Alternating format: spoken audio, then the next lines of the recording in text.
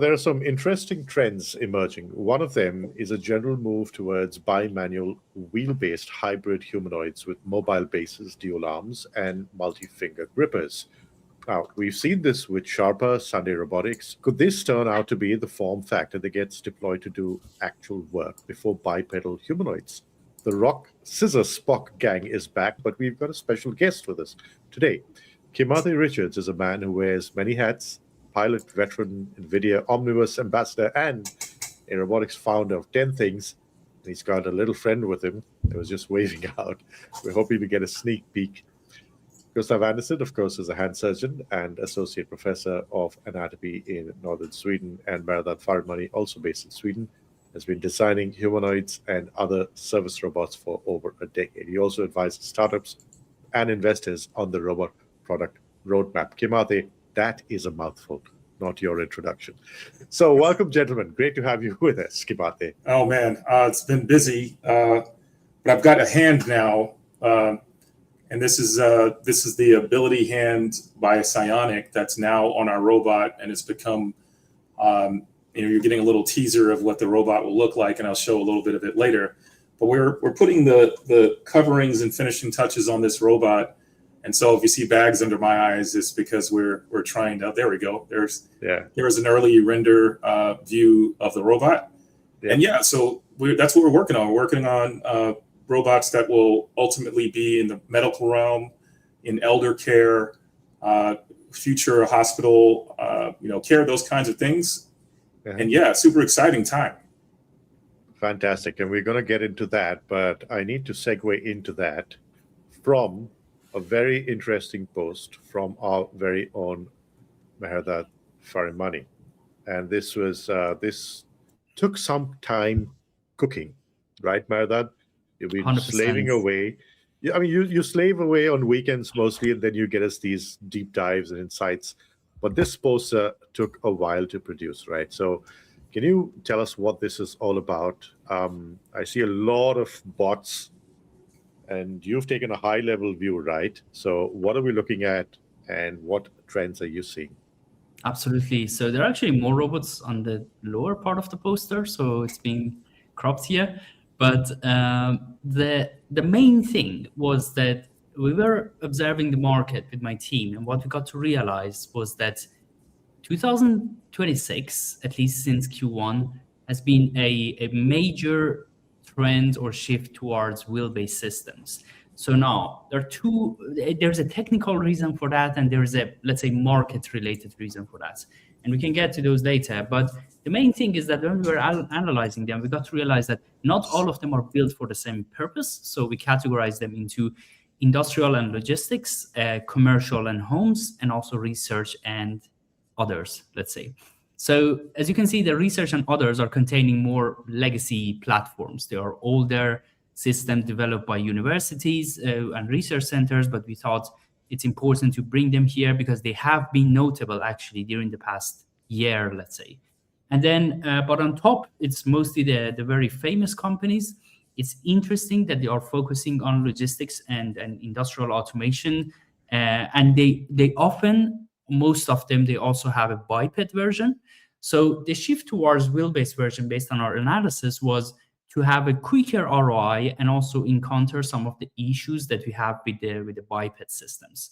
Okay. And also, sorry, Matt. Just quick note to our viewers, for everybody, I'm going to leave a link to Mehrdad's post and this poster, so you can open it on your computers or your phones or your televisions, wherever you're watching this, and take a deep dive look at this poster, because I understand that the figures, the images may be a bit too small depending upon the screen that you're watching us on. So yeah, with that, back to you, Mehrdad. 100%. Thank you very much for the note. Yes, so the main thing is that these are not just a collection of random wheel-based robots that we have in the market. In fact, this is 1/3 of all the robots that is out there. So you can imagine that there are actually much more since 7 years ago, let's say. But the main thing here is that we try to pick the ones that were the most impactful in the past 9 months, basically, and also try to categorize them into tangible categories for people who are debating if wheelbase is the best for structured environments or controlled areas and so on. That's why the first structured environment that we all know is industrial setups, warehouses, manufacturing lines. The second semi-structured is commercial use cases such as shopping malls or grocery stores and homes and hospitals. And the third one is the research focused robots that are fairly structured yet, the environment that you're performing at. So this has a message here. It basically means that wheel-based robots are not yet the best fit for unstructured environments. And I think that's something important for all of us to remember. And of course, the other thing about this whole thing is bimanual, meaning that there is actually some notable robots developed, one by Google, the other one developed by, I think it's called Proxy, developed by a company called Collaborative Robots. These robots, they usually have one arm only, and we didn't include them because one arm, well, it's not giving the same form factor as human, and also it's probably not as effective as dual arm. So dual arm wheelbase was the trend that we observed during the past 9 months, and also I think this is a trend that we will see it more and more actually in the coming years, and we hope that this is the form factor that in the short term will bring the proper ROI that all the, at least investors, are looking for. So when you say trend, what is driving this trend? Is it just purely ROI, or is it that you don't need to get complex with a bipedal form factor in order to do useful work? Absolutely. So there are, on the technical side, I would say there are 3 points. One is exactly lowering the complexity in order to be able to focus more on the upper body, actually, because most of the work, most of the physical interaction that us as humans have with our environment is with the hands and basically upper body. And the second thing on the technical side is that you can actually achieve a higher payload, a more reliable payload with the wheel-based system, as opposed to the biped system. Also, so when you say reliable, are you only talking about stability, or is it just functionality as well? Both, basically. So it could be stability on the safety side, and also functionality, that you can basically have this system to carry as much as load as you want, basically, right, in an ideal scenario. But you can also have battery. Yeah, one point about that is battery life. So when you have bipedal, you're constantly using the battery just to stand. So there is that. But keep going. You're doing great. No worries. Absolutely. That was a very good point, Kimate, you brought up. So we basically typically have up to, like, let's say 8 actuators in the lower body in a biped system that are drawing currents basically constantly to be able to keep the system up. But in these systems, well, I wouldn't say it's 0, but because they have different systems. So it could be elevator, it could be like a 3 degrees of freedom up and down system. So depending on what system it is, they relatively have lower battery consumption. And we've seen both with Sunday Robotics and Sharpa, both of these variations that you just mentioned. 100%. And there are many more, basically. So I think one of the most notable ones, to me at least, that one of them that was originally designed for this system was Kimate Robotics, which we have it, I think, on the poster as the third one or something. And the good thing about that is that it was, the third from top left, is that they originally designed it based on this idea of the system being wheel-based and having, like, very, very high, beyond human degrees, ranges of motion on the upper body. So there are, and I would say, I don't know why I felt like that, but I feel like there are more places for creativity when it comes to this type of system compared to biped. Because biped, we're basically trying to replicate human, but here we can actually create a lot of different mechanisms, especially at least in the lower body, how it's going up or down. If you look at another commercial robots like Mehrdad, I'm not sure if I'm pronouncing it correctly, the French company, orange one on the right side, that one is on a ball, basically. We still consider it wheel-based, but it's only one single ball that the whole thing is performing on. So yes, so the last reason I would say technically would basically be the fact that you can, I want to connect it to safety mostly, but yeah, so these systems are usually safer in areas that safety matters a lot, such as medical environments and I would say also. household Exactly. around From a kids. medical point households of around view, kids and schools and so on. So yeah, I mean, there are from a good medical reasons point of view, why. you have the environment set up for it as well. I mean, because usually you will have an elevator in that environment, whereas in the home you might not. So, I mean, a lot of the commercial situations where you don't need to walk up and down stairs, these would be really feasible. Absolutely, like that. So that is one thing. The other thing is the footprint. The issue with this system, now let's talk about the downside, is that the footprint is always kind of big compared to a biped, right? So biped is the smallest footprint you can have to make the system stable, relatively. But if you want to use these systems, you always end up with a 50 to 70 type of centimeter footprint, and it always doesn't perform very well. In areas that are like a bit tight, or you need more agility to run around. And as Gustav said, exactly. So if there is no stairs, or if the ground is flat, then these are the perfect matches. Interesting. But also, because they're wheel-based platforms with either telescopic or hinged lower sections, essentially fewer moving parts, so serviceability is higher, reliability is higher, right? Costs will also be lower, I would imagine. Fewer actuators and stuff like that.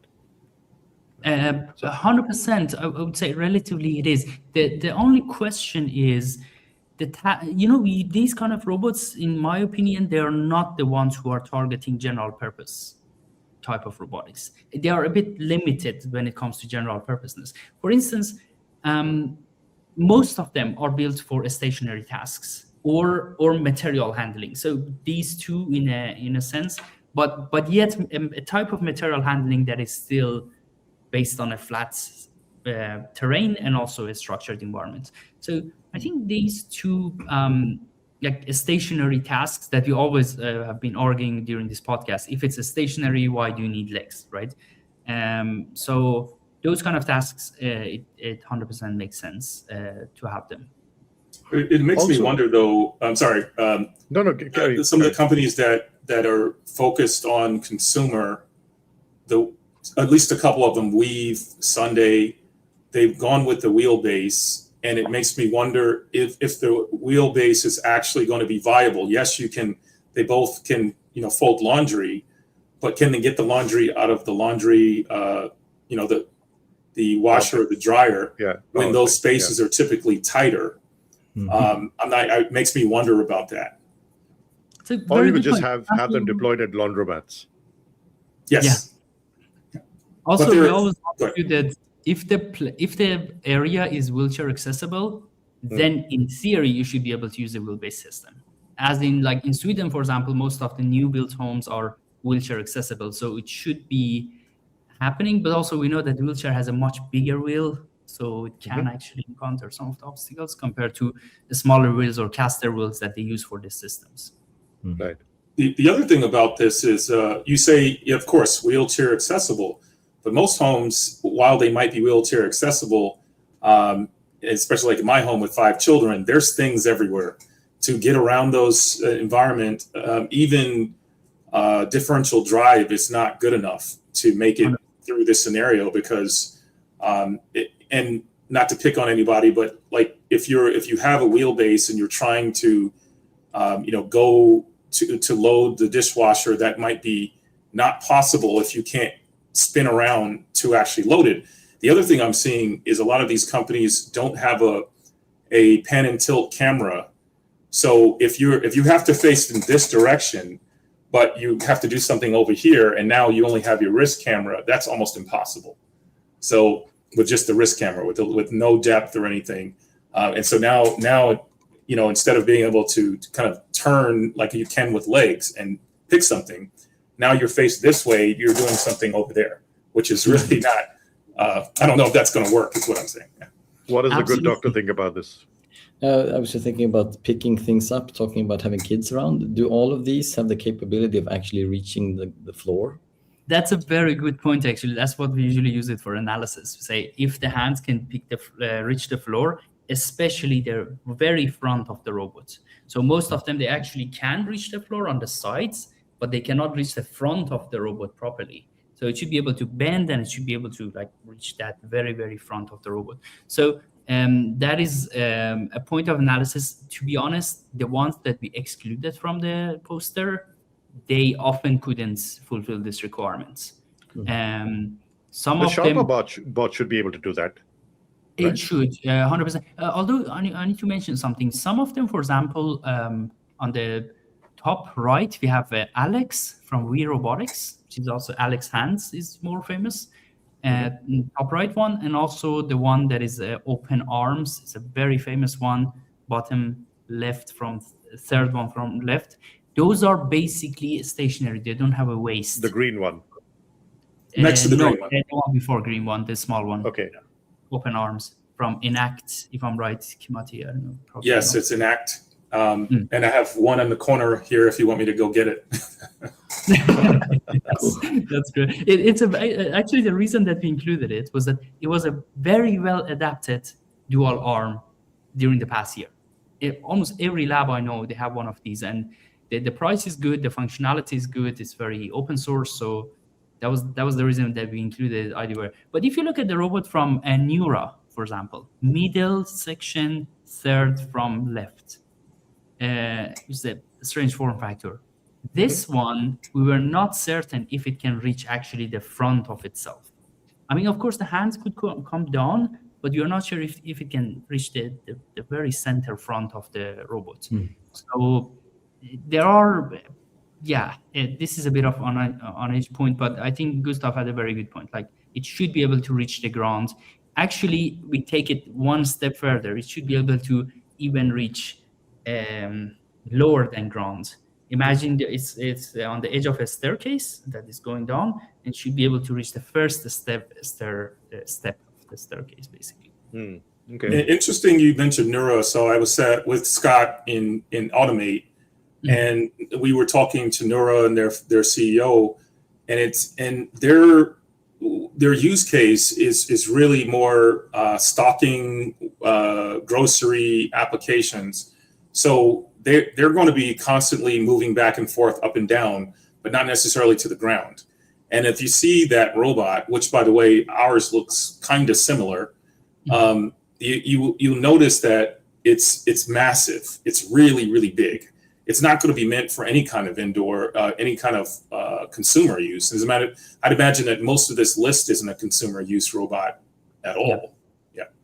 Well, at least that's their claiming, and that's the hard part, tricky parts, that they claim something and you have to validate it. But one thing about the first part that you said, Kimate, what matters to us when we talk about a humanoid is that if it drops something on the floor, it should be able to pick it up.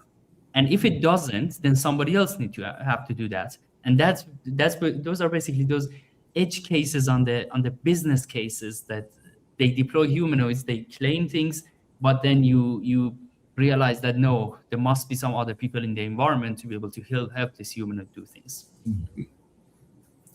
When I was at Amazon, if something fell on the floor, which was constant because these packages are flying by at high speed on AMRs, package goes flying off, a person had to walk in and stop that area, and they wore this vest that stops the robots just in that area and go pick up the package. But you can imagine how that would even, like, if you didn't have a person at all, say it was a dark factory, or if it was a grocery store and it's midnight and you have your robot stocking shelves, if the thing hits the floor, that whole area is useless, and that whole area doesn't get stocked until the morning, until someone shows up. So I think this is a valid concern. Is one that I don't want to get into our robot. I want to talk about these others, but it's one that we addressed specifically for that reason. Yeah. I mean, I can't get away from the fact that the grippers or the hands will also be important. We've seen that a pair of parallel grippers can do a lot. Yeah. But we were talking about taking it into healthcare, and I'm sure there are a lot of tasks where you carry a tray of something to the patient, perhaps with the drugs, whatever, and hopefully it can kind of get medications prepared. So you'd have a bot doing a lot of the assistant nurse or the nurse tasks under supervision, hopefully. But then there are a tricky part that is a very common procedure is opening small packages, like when you open the medication packages or taking out the syringe. And we were touching upon it before we started that perhaps you could have some in your surgical room to help you. You will have your operating nurse perhaps and your surgeon for some time until Optimus takes over in 2.5 years. But there is also the staff around you, like collecting things from the cabinet, opening it in a sterile manner so you can take it out and use it for like a suture or something. And these bots will probably do that job quite well, collecting items. But to open these paper or plastic packages without contaminating them is quite tricky. So having a gripper do that, and that's just one example. But I mean, you won't get away from the fact that they need to be able to perform certain tasks, or else similar to something dropping on the floor, you have these folding bots, but they can't reach into the basket and get the cloth themselves. Someone has to give them the t-shirt and then they fold it, and then the whole point is kind of taken away. So I think there are a lot of these aspects that are probably, you won't realize them until you put these guys into action and have them working, and then like, oh, this procedure or this action can't be done with this bot. You need a human in the loop still. So are there any other things like that you've considered, Mehrdad? I think you probably... Actually, I just wanted to say that Sanctuary had a demo that it was opening a syringe pack. So that case, it was a few months ago. But yeah, you're right, Gustav, there are like so many of these. What I wanted to mention actually regarding your point was that while we were making the post there, we were actually looking into the relationship between being wheelbase and the gripper.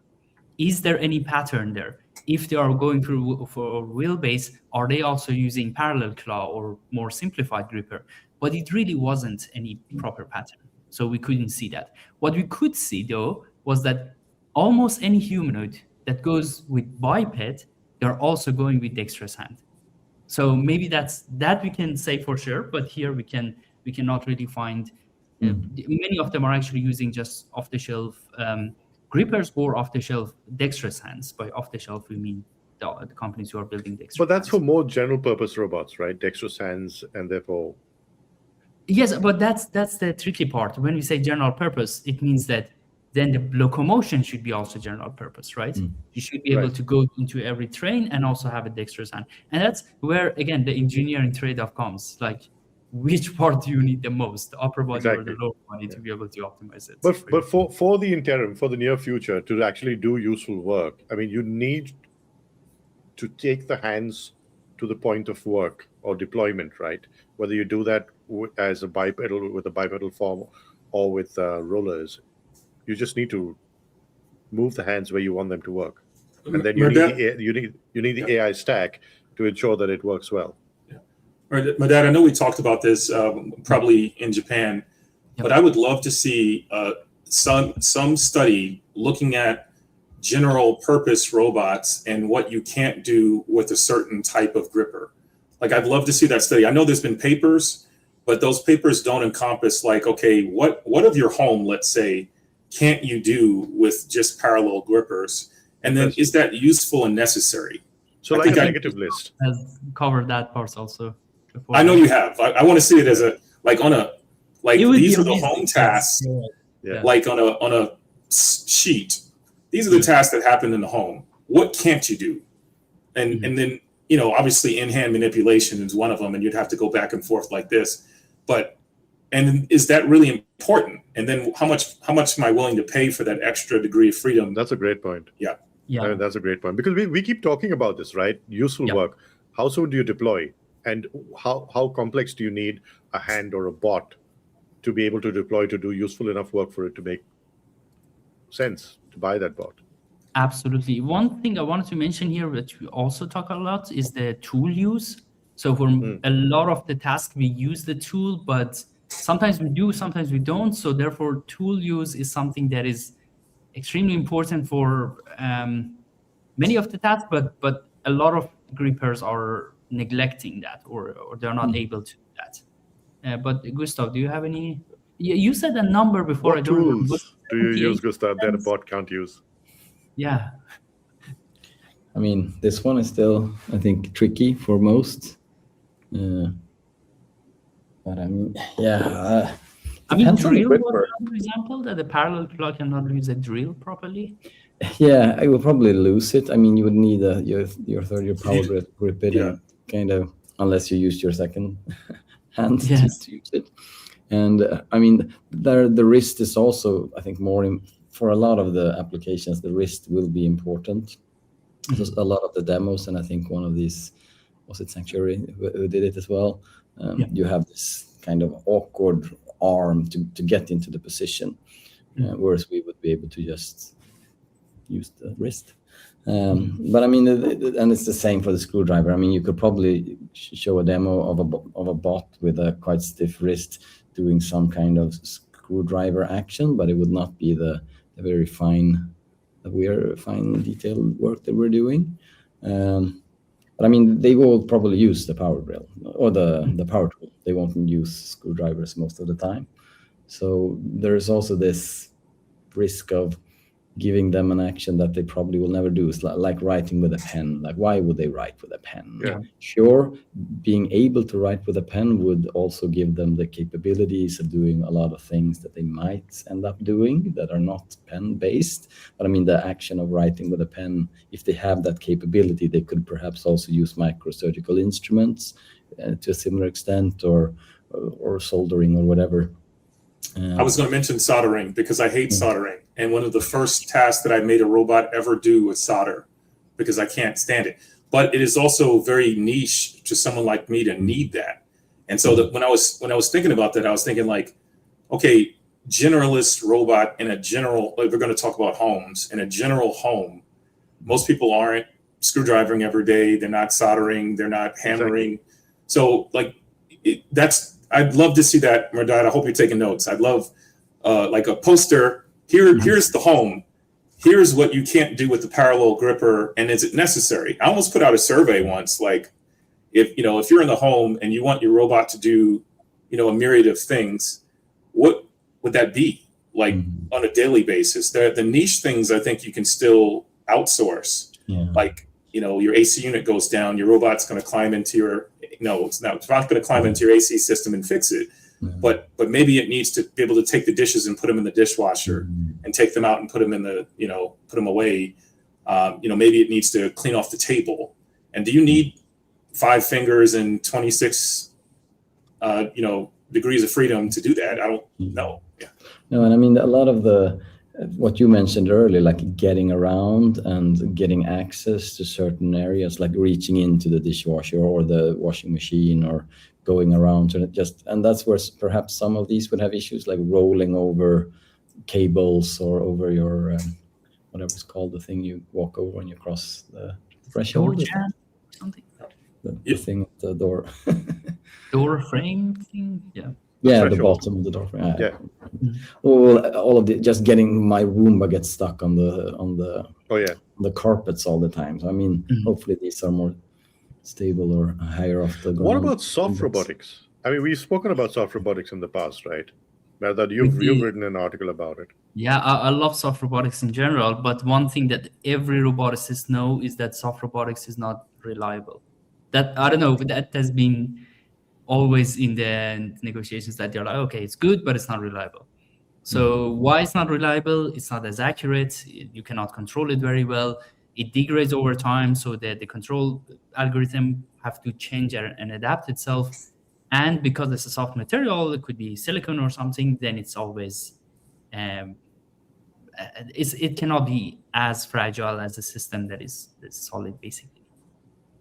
But one thing I wanted to mention actually was that I think this discussion or the debate between like simplified grippers or under-actuated grippers versus a dexterous 20 degrees of freedom is that it has another aspect that I actually got it from Jeremy Fisher from he's at Apple now, but he's a very expert person in tactile sensing, and he has been working on dexterous hands his whole life.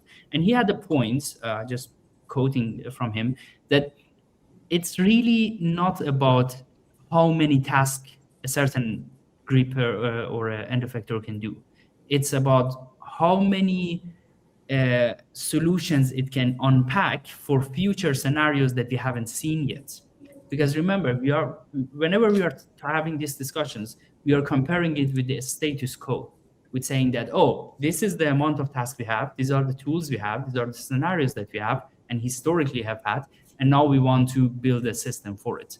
But we don't know how the future could look like, what new things could come, or what new things the robotics or physical AI can create that the system be able to manage those also. So when we talk about general robotics or general purpose robots versus specialized robots, I think that is a differentiation. That general purpose robots is just preparing itself for a future that we haven't seen yet. Yeah, but I wonder when that is, because at some point we have to put a line in the sand and say we're going to deliver one of these.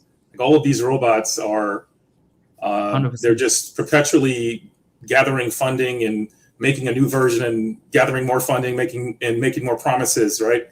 And I think at some point you have to just say, okay, what's useful today? What can I turn into value today? And Jeremy's done that. I think Agility has also done that, where maybe the form factor isn't the future, but it is something that we can reliably say it's going to work right now, and then maybe in the next few years we change. 100%. Speaking of that, Royden, do you want to give it to Kimate and he take over? And Ada, yes. So I'm going to talk us through this, and I'm going to start with my friend Mehrdad's robot here. And so this that robot you just saw a second ago was, I believe, Mehrdad, you might want to chime in on this one. You show this, or you've given this as a design for various kinds of robot modalities. Is that true? Yeah. Exactly. And also for the teams to be able to test it on this dummy platform before they actually build the mechanical structure for their robots, which is actually relating to your work. Exactly. So, and I wanted to kind of show this first because what I notice in robotics is we start with these great ideas for what the robot should be, and then by the time we get to the simulator, the robot itself ends up having some changes that can't make it to the simulator, and then there's this back and forth fight between the simulator, the CAD model, the designer, the artist, the product. All of these things become this fight. And then, building robots is already hard enough. So we designed a platform that brings all of those things together into one place and simplifies this journey in robotics from idea to production. It's already hard, but there are some things that you can simplify, and we use generative ideas to get here. So I'm just gonna show our video. My company's called 10 Things. I'm always online for different reasons, usually with NVIDIA. This is one of part of our platform. And so it has several different pieces where we discover what the robot is supposed to do, and then we start controlling the robot. And so here's Mehrdad's reference design. And this is the reference design from the CAD system. In this particular case, it was Onshape. And we were able to create all of the joints and links from our code. This was 6 months ago now, right? So this is 6 months ago. I'm going to show you what we're doing now, and it's going to blow your mind. But this is 6 months ago when we were able to do that, and then we were able to take any robot, or anything with any kind of articulations at all, and build in the materials, build in the inertias, the proper masses. And this is 6 months ago. So I'm going to get to where we are today. Kimate, may I ask you, I just want to comment that if I wanted to do this manually, getting from CAD to simulation, it was probably taking us full-time something around 10 days. How long did it take for you approximately with your solution? This one from 6 months ago probably took 40 minutes. Now a simplified model like this wouldn't even take 10 minutes now. If you gave me one, I could probably during this live stream have it back to you. But a complex one with many different parts needs to be Sometimes you need to simplify it. You need to take fasteners and things and turn them into one part, so it's not like a million different parts. And so that process is a back and forth process where the system looks at your CAD model, looks at the bill of materials, figures out what's an important feature and what's not, and then just keeps going down that list. What materials are important to keep? How do we keep the whole mass? Because this is an issue in robotics, is you simplify the robot, and then what happens? You lose a bunch of mass. And so now when you go from sim to real, why is my robot actuator flying in the air like this when it's supposed to be moving slowly? It's because you've gotten rid of all the electronics, all the wiring, it's all gone. So it doesn't have the concept of where that mass belongs in, say, the arm of the robot anymore. And so what we do is we took all of that and brought it together into one place where, just very simply, the robot goes through the CAD model and says, okay, what's important, what electronics, what features, what should be movable, what's not movable, what's a joint, what's a link, and what can be comprised into an assembly that's all in one place. And so when we looked at your model, well, the first thing we did is we went from head to toe, top to bottom of what this robot is supposed to look like. And then we looked at, okay, since you mentioned Enactic, we looked at what does a robot really need? Like, if we're in the simulator, and this is the Enactic robot that we're seeing in the upper left, if I'm looking at all the degrees of freedom, what does it need? It needs to know the mass, the inertia. It needs to know where the joint is exactly. And how can we do that from the CAD model? So that's what this whole thing does. And then you get from the CAD model in basic control code to what we consider the next level, which is the ability to use inference to do dynamic pick and placing and things like that, or dynamic motions. So here's a robot. It's gonna pick up the cube. Here's a unitary robot that's gonna do something similar.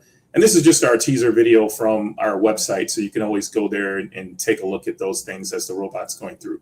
So I won't belabor this, but this kind of from going from the CAD model to the simulator to production is really what we do. We built a platform that allows you to go through that, very well. Okay. So Would it allow for like all types of actuators? And I mean, when you're going into the model, would you have like a tendon-based design? Would that also function, or is it pure mechanical actuators? Yes, the tendon base has to be translated into something else in most simulators. So typically the simulator will change the tendon base into some forms of different, like a logic or an algorithm. And that's how they end up getting the different ranges of motion that you get from a tendon. And so, yeah, we do that. We turn it into math, and then the math becomes how the hands move based on the actuator.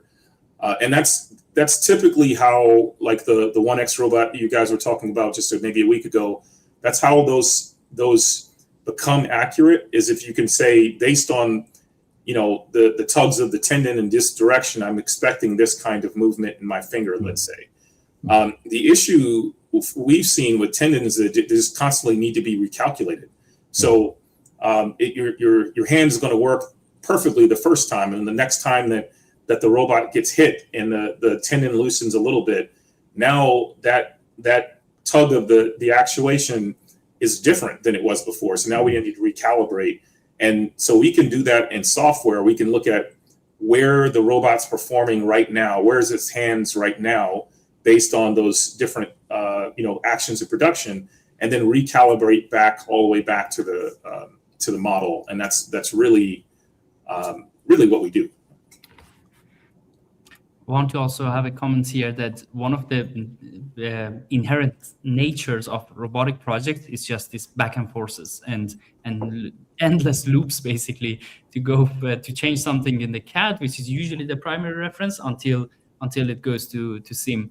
And I think your work is valuable in this sense, that it's just maybe making this back and forces and loops more streamlined, which is extremely valuable and definitely faster.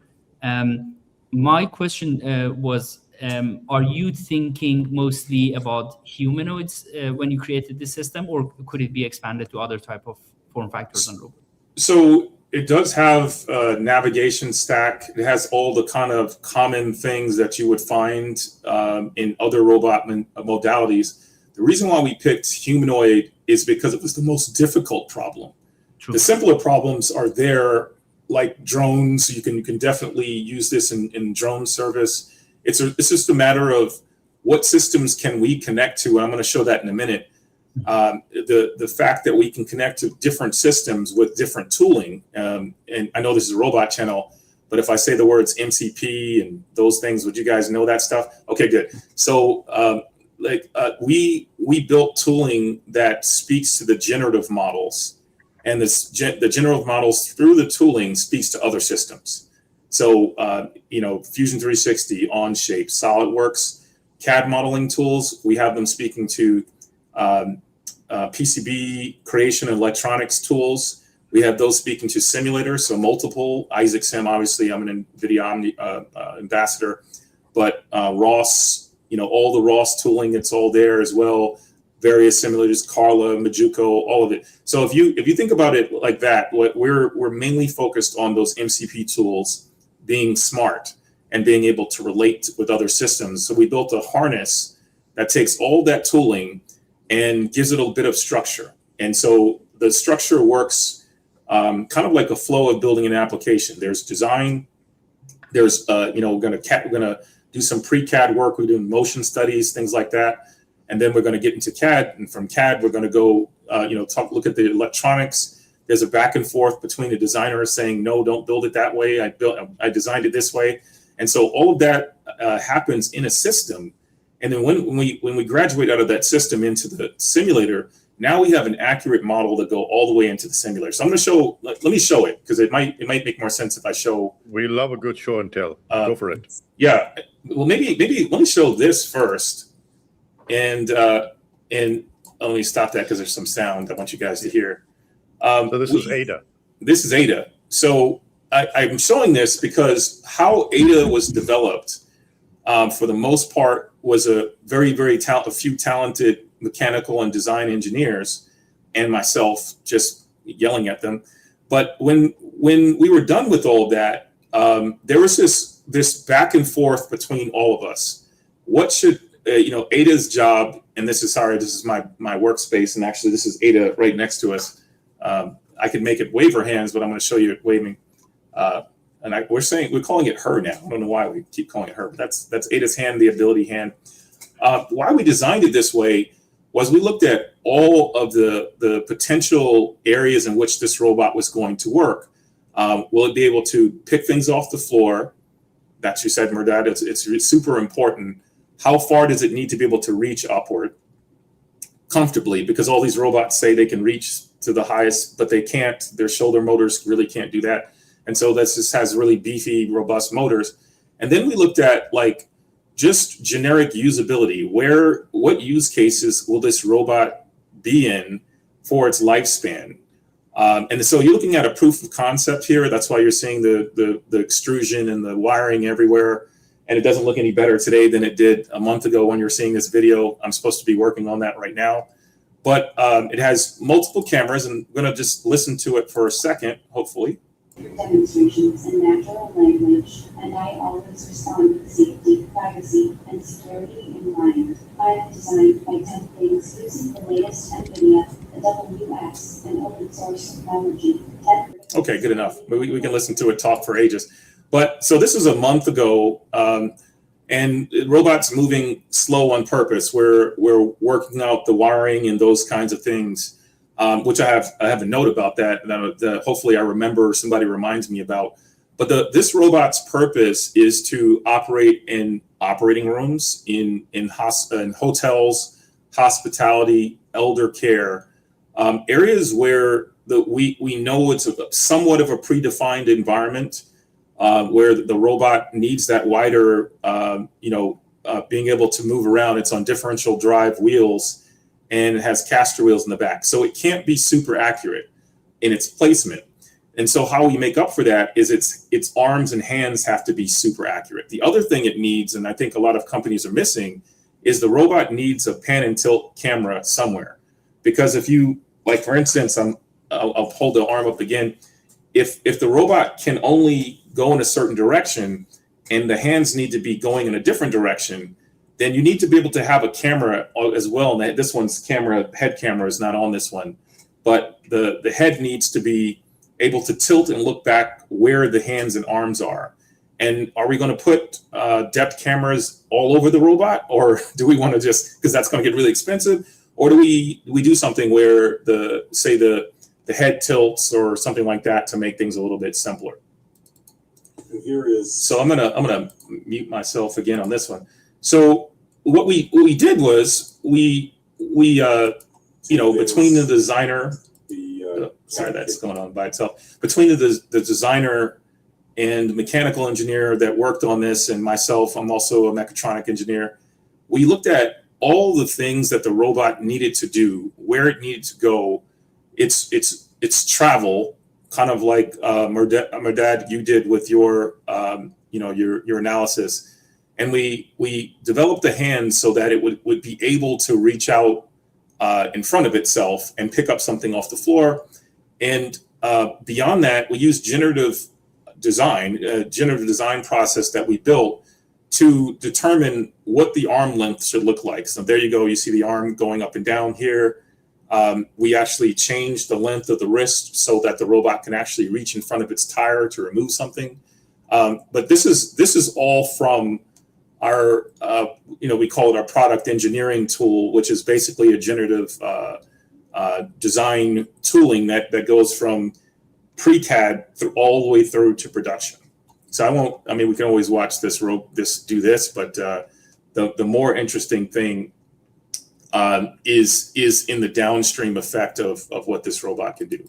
So and so here, this is kind of me walking around the robot, and very very subtly the wheels are moving here. We want to see how slow the robot can go while still actually going in the correct direction before and you need physics to be able to do that. You can't just, it doesn't work without the kind of physics behind it. So we go into the simulator, and the simulator and the robot need to exactly match in order to make this make sense. So if you guys know caster wheels, it takes a minute before the wheels start going in the right direction. And so there's a minimum force that needs to be exerted on the wheels. And we were able to bring that into the simulator before the robot was built, before it was finished, and say, this is how much the robot weighs. This is exactly the motors that the torque that can be generated by the motors. This is the minimum rotation that it would take to move the robot. All this is happening in simulator before we actually even get to the real robot. So I'll pause there. I said a lot of stuff, probably talked in a monologue. So I'll pause for a second. It's great information, and it's fascinating that you can do all of this with the help of AI that improves and crunches down your workflow, right? Because that means your cycle times are so much, and your cadence of iteration in design and features and all is like so much faster. But my obvious question to you is, like, how much of tinkering would one need to do to replicate this, and how reliable are the outcomes in your experience? Before I hand it over to Mehrdad and Gustav for the more technical questions. Yeah, let me see if I can answer that with another video. Wrong video. Oh, well, I'll just answer it. So the tinkering, you mean tinkering with a system using our system? Yeah. Oh, okay. So from idea, say you had a CAD model and you wanted to end up in the simulator, it would take me, with our system, it would take you less than a day fully. And the reason behind that is if you have an existing CAD model and it's done, we take that, obviously you saw the CAD to URDF, from URDF to something like Isaac Sim, Isaac Lab. There's an automated process that we use, that everybody uses now to do a conversion. The difference between what we do and what they have kind of on their own is we go back to the CAD model and say, is this exactly like the CAD model? Because when you translate to another system like Isaac Sim or Isaac Lab, you lose some fidelity. We go back to the CAD model and we bring it back. We get all of that back from the CAD model, what the camera is supposed to look like, the viewable aperture, what the motors are supposed to function like, and then all of that's great.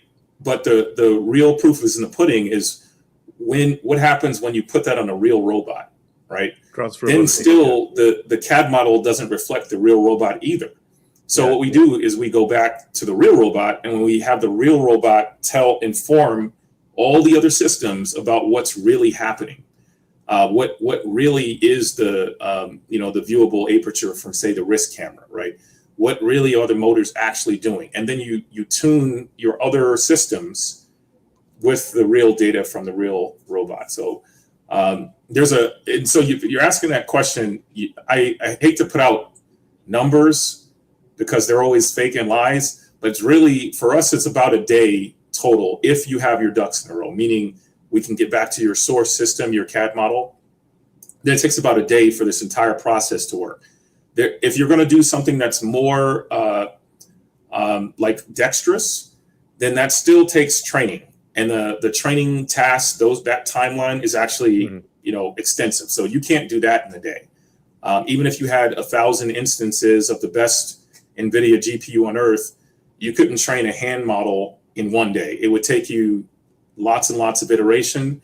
And so that's the thing that lengthens the time out. Like, for instance, our robot here, we trained in about a week and a half using Psionics Ability Hand. I received the hand a week and a half ago, and the hand now already does what it's supposed to do.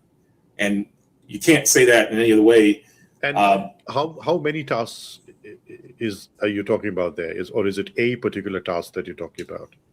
Multiple tasks, but there's a fine line between pick and place of a known kind of object and things that might be deformable bodies. Like if you want me to pick up a cotton ball, it's a very different task than picking up a box. So zero shot learning, because that's like the holy grail, right? But zero shot learning is not necessarily 100%. It's not going to be accurate across all the objects that you're trying to pick. It's not even going to be 50% accurate on some of them. So the other day I tried to pick up some scissors by the handle, and the robot literally could not do it because it was hitting the table first, feeling the force of hitting the table, and they wouldn't close on the scissors. And no matter what I did, go ahead. Yeah, is that a function of the form factor of the hand, or is it a function of the AI stack? It's a function of both. And not to pull back any curtains, but whenever you see these cut videos, and you might see me on LinkedIn talking about this quite a bit, it unnerves me to no end. When you see these cut videos of the thing already in the hand, or the thing already at the edge of the desk, or it's already sitting properly, it's because they couldn't do the previous part of getting it into the hands. Like, well, you're preaching to the choir, because we've been complaining about that for a long time, haven't we, guys? But the issue is, I build in public. Like, our robot's going to be kind of halfway looking like this in a couple of days at a very, very public place. And when people see it, they're like, oh, but this other robot I saw do a cartwheel and backflip, and then it did surgery. And I want to say to them, I'm like, well, you saw a bunch of cut videos. You saw the one time that it worked, you saw it. Yes, indeed. Yeah. And I don't post those videos. It drives me nuts, because I can definitely get the robot to do something once, but can I do it 100 times? And that's what we need right now. One of the crazy benefits to this robot is we taught it how to plug itself into a wall outlet, so it can do work over time and not lose charge. I mean, it seems intuitive. Why does your robot have to go all the way back 5 miles to where its charging station is and waste all that battery when it can just plug itself in and do the work that it needs to be doing right then? So we went through the exercise of just the plugging task. And that task is quite difficult. You might see lots of videos of people trying to do that. We get it correct about 60% of the time, to 70% with the hands that we have. The ability hands are amazing. But if you try to do that with parallel grippers, it's a non-starter almost. Yeah. I have a question also regarding your workflow. One of the issues that we often have in our in the design process is that we make various configurations of the same robot. For example, the hip configuration, roll pitch yaw or yaw pitch roll, anything, or the length of the limbs in a hand, for example. We make, let's say, up to 10 different versions of an arm to be able to evaluate which one performs better. I was wondering if your system also supports like some sort of parallel analysis of multiple versions, or 100%. And actually, I think we want to show that last video that you started with. I can walk us through. Yeah, so this is exactly where I just wanted to share the screen for a second. And I wanted to show, you're getting a behind the scenes look into what we use our CAD. Uh-oh, did it start again? I'm still seeing the same camera, the same video recorded. Well, it stopped and then it came back again. I removed it from the studio. And now I'm trying to present. There we go. Now you see it. Do you see it now? Yes. Is this the one? Yeah. Yes. Perfect. Oh, it only took 2 hours. I'm sorry. Okay. Maybe you can have a small pause here in case Roy didn't want to cut it out. Yeah. Thank you. So you can start from now. Thank you. Excellent. So, I mentioned that the CAD system with this product engineer designed a head or a helmet for the robot. And I want to take you back all the way back through its design process. This is a conversation that I had with the tool. I said, I want to create a head. Essentially, I want you to design a PCB that will allow a pan and tilt motors to work. I want you to design the enclosure that the head's going to go on. Here are some cameras that I want to use. And I said that as a design exercise. And so it went through and designed some KiCad. In KiCad, it designed the PCB. And then I'm just going to skip along here to the next thing it did, which was, I said, this is kind of what our robot looks like today. We need to make the screen we need to make the head tilt down so that the robot can see directly in front of itself, right? And so, in order to do that, it had to go and redesign the head. So it designed this head, it's kind of ugly looking, you can see here. And then we just kind of had a conversation. This is me talking. I was like, this is great. You did a great job. You don't have to do that with these systems, but I do it anyway. And I said, basically, give me the assembly instructions for what you've designed. And it gave me the assembly instructions. So you can click on this and see everything. And this is from the product engineer CAD tool that we created. And then it kept iterating. And if I said, we need to, modify, the CAD model for this particular purpose, it went off and did that again. And so this is a kind of conversation while I'm doing something completely different. I was on another computer working on a completely different thing. And I look over and I'm like, well, can we change this? Change the motors to that, or whatever the case might be. Here's another, I was like, well, this doesn't look right. It looks like it's, like a turtle, it was kind of like a conversation back and forth. So it could come up with this, but it designed the initial design and then started working in CAD. Then it started working in the PCB development. And then we took it to the simulator. It took itself to the simulator and said, do I work in the way that you expect me to work in Isaacson? So when all of that started happening back and forth, and so this is going over about a 24-hour cycle, it's going back and forth and I'm giving it some prompts, but it's actually really doing all the work and it's making all the assumptions. What it does better than any human can do is it can test every permutation of your problem. So it can test in cold weather, hot weather, rain, it's whatever. It can test everything that might happen to your robot, that might happen to the materials of the robot. So if it's out in the sun, I tell this story, like one of my first robots I ever built was supposed to be this advertising LED screen that rolled around conference. And so it just rolled around itself through the conference and avoided people. And the people that commissioned me to do this didn't tell me it was going to roll around outside. And what you can imagine, a thin LED screen that's about the size of a sail of a boat, little tiny thing, but it's can be knocked over by the wind. What happens? Bam, the wind blows, the whole thing smashes to bits. And so they didn't tell me where the robot would be outside. In this particular case, what I can say is test every occupational scenario that the robot might be involved in, and do that in simulation before you give me back the final CAD.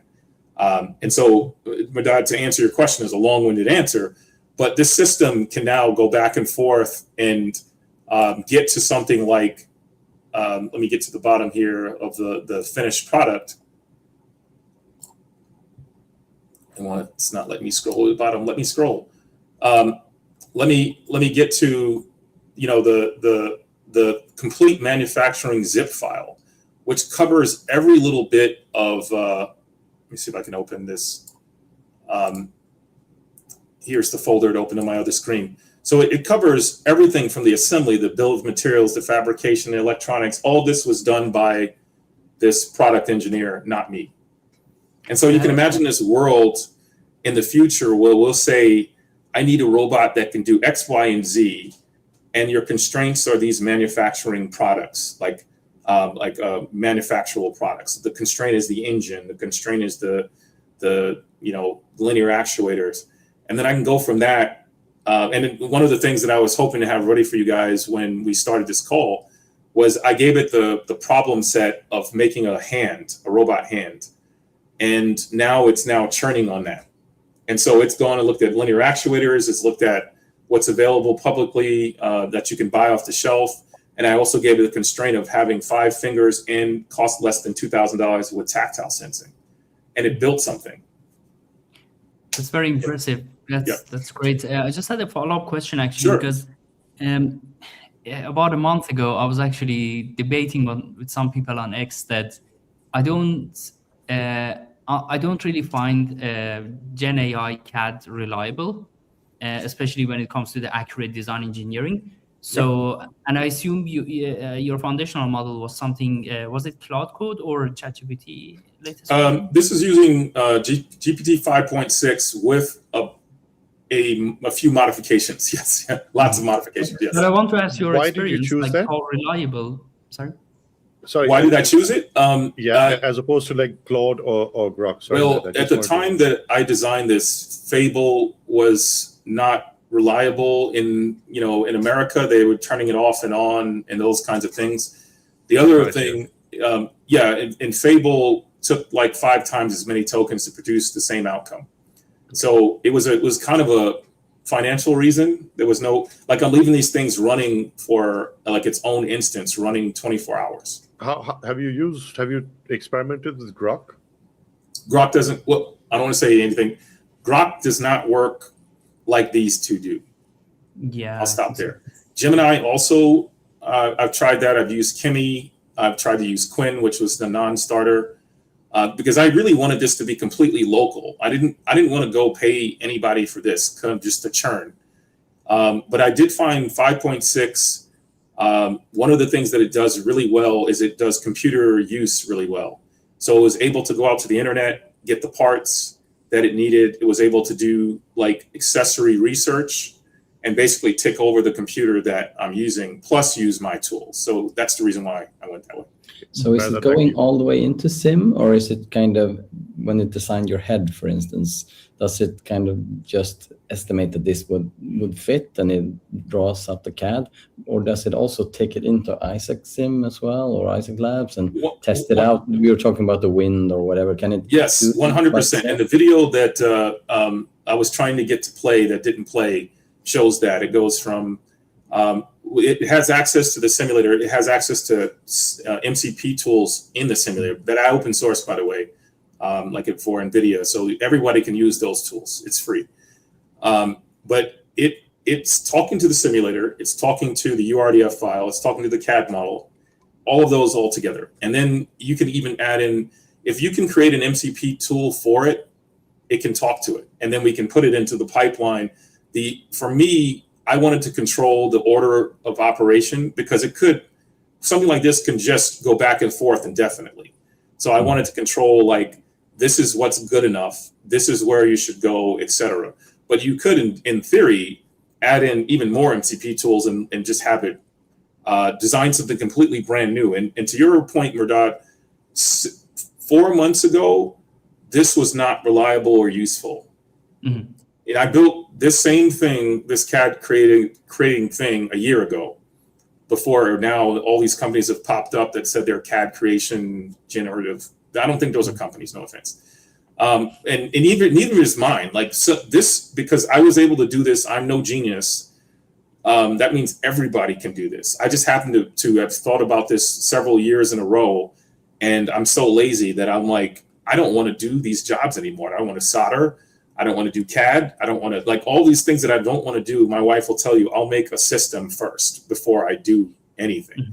And so I'll never have to do it again. And that's what I did here is I just, but 6 months ago, 5 months ago, CAD tooling was really bad. Mm-hmm. Even some of my own posts, I show that.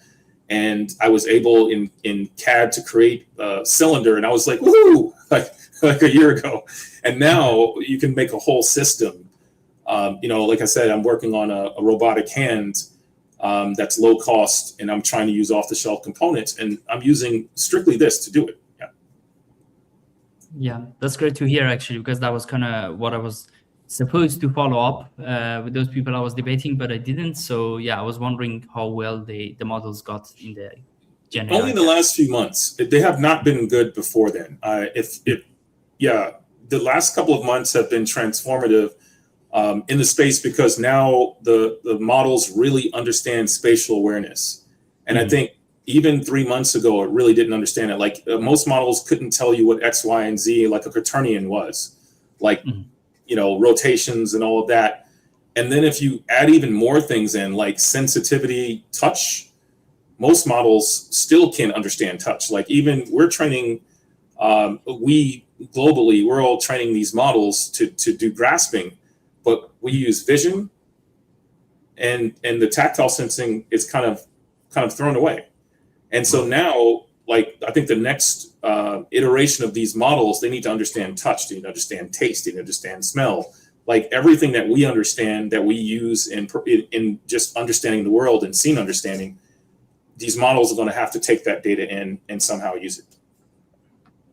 Makes sense. So you're an ambassador for NVIDIA Omniverse, right? So my question to you, since you're talking about world models, how do you see this progressing, and how do you see that impacting the evolution of robotics?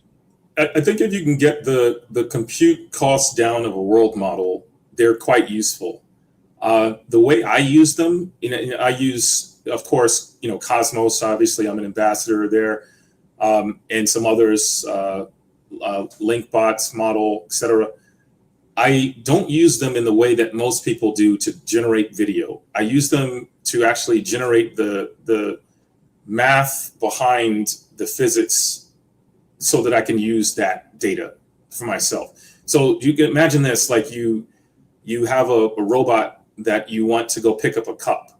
I don't need to render the ray traced robot in 1,000 iterations. What I really need is the physics back. So I skip to that part, and I think the world models need to become more less compute heavy. I think companies that sell compute want you to use compute, but I think what we really need is these world models to get really, really small, so that you can do just-in-time sim to real. I think that's so useful. To have the robot be able to stop for a second and say, "Oh, I've never lifted this thing before. What happens if I simulate that briefly, and locally, and maybe over 10 iterations really quickly, get to a 90% success rate, and then do that grip?" Does that make sense? So you can do that, but you need to go out to the internet, to this giant, server farm, to get something like that back. I've showed it in a few videos where you kind of do just-in-time simulation, but I spend $1,000 doing it. Wow. Yeah. Okay. All right, Mehrdad, Gustav, any final questions for Kimate before we move on to our rapid fire round? I think all were answered from my end. Yeah, I think so too. I mean, it's an interesting pipeline. I mean, I'm not in this business, but I can really see. Well, he did outside, mention, right? Gustav, he did mention that Ada could be in the operation room. Oh yeah. I'm talking more about the whole pipeline issue. Yeah, and it's part of why we used wheels. Mehrdad, you said it, like the stability, accuracy. I can get to the same point in millimeter space with wheels. Mhm. There's no way I can do that with legs. Like it's just not. It's a non-starter. So So, Gustav, do you see Ada in the OT with you? Yeah, that's what I was saying. I mean, as long as you get the the grippers to do what we're interested in, I sure think so. And there are a lot of situations that just like filling up the dishwasher after surgery, someone needs to kind of put all the instruments in this thing and put it into the dishwasher before it goes to sterilization. So this task takes someone a few minutes after every surgery. So if you have a hospital with over 100 surgeries a day, I mean, that's something that could definitely be performed by something like this. And it's definitely something that a wheel-based system could go. It could go to wherever the equipment gets put, in the elevator or somewhere else, and take it into the dishwasher.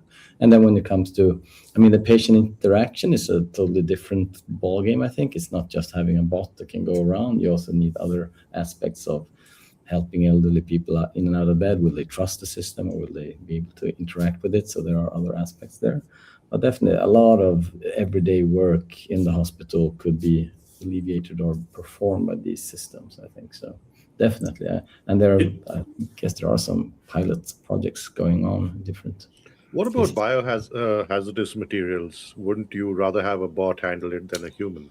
Yeah, I mean, there are quite few of those instances in everyday life, I guess. So, but I mean, one aspect will also be the whole like hygiene, like will it wear gloves, or how will it disinfect between different activities and so on. Yeah. But you don't have to put it in that situation. The first thing you do, as I said, just opening packages and handing it over to someone with sterile gloves who can pick it up. That's a big deal.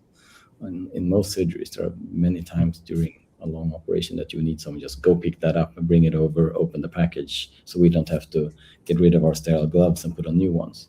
So, yeah, definitely. Yeah, But it also has to make sure that it doesn't tip over into the incinerator along with the biohazardous materials. No, Right? that's good. So one thing about all of these systems is that it's also about trust, especially if the robot's going to be around patients. And that's why I kind of said to Mehrdad earlier, we need to see the robots here now. If we're going to wait until the legged robots are ready, that's a long time from now. So we have to build up this kind of trust. Can the robot, like, you know, I was in China a year ago, and the robot brought the food up to my room from DoorDash or whatever Didi or whatever they call that there, right? Yeah, yeah. And it got on the elevator. I got on the elevator with it. I'm like giddily holding my camera because I'm like, this robot's not going to make it to my room. And I thought, you know, it followed, went all the way to my room, rang the doorbell, also called the phone, and then I was outside of the room and opened the door because I was just so excited, and I took a video.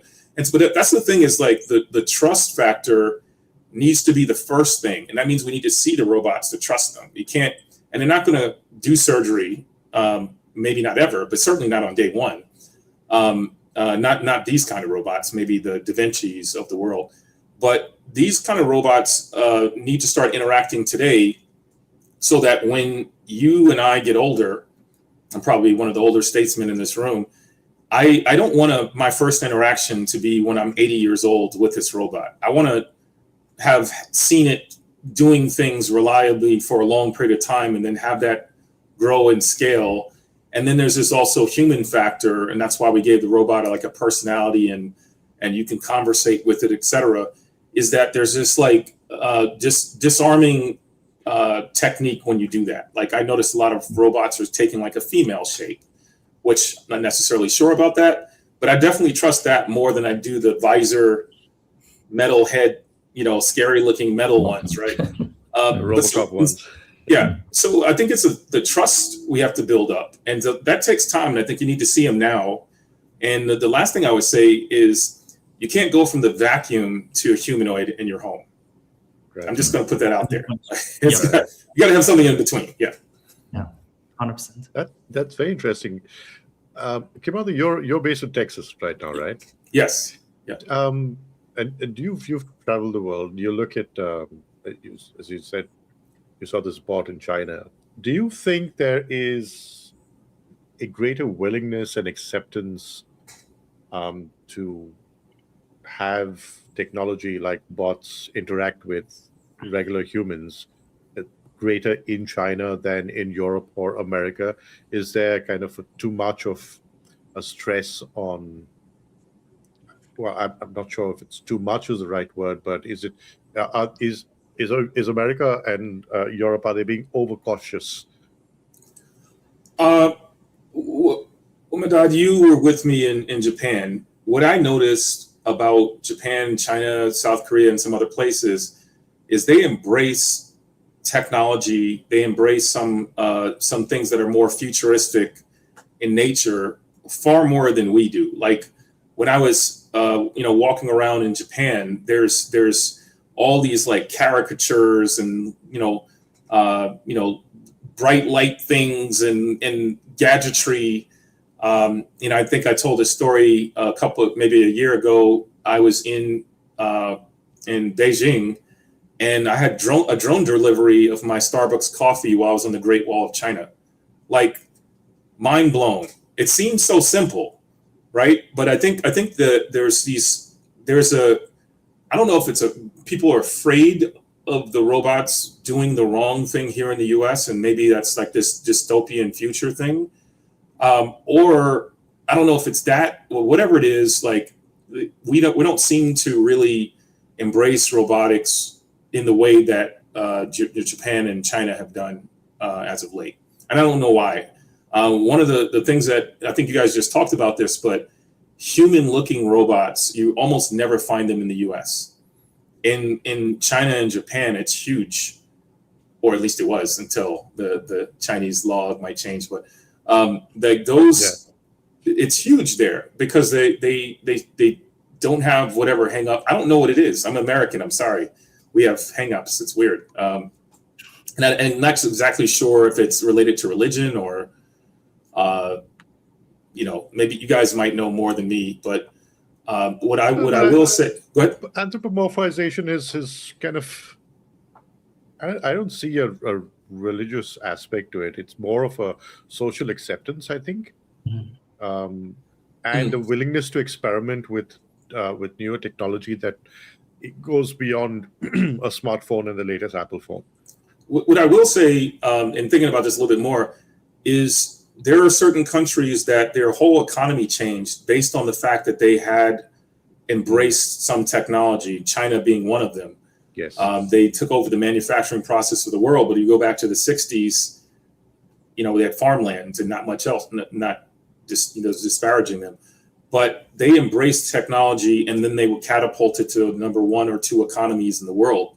And so I think in Japan, same way, and they had to recover from World War II, and they embraced technology. So I think maybe when manufacturing left the U.S. and to some degree Europe, we stopped thinking about technology as a way to catapult ourselves back up in certain ways. And for all you want to say about Elon Musk, I think he did bring humanoids back to the forefront. And here in the US, although there's just a few companies, those companies are well funded. Everyone's believing in the promise now.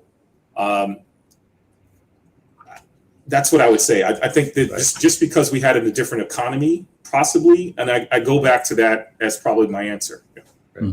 So, Europe were good at inventing roadblocks rather than, so I don't see and bottle bots aside from like a university experiment, like a research experiment.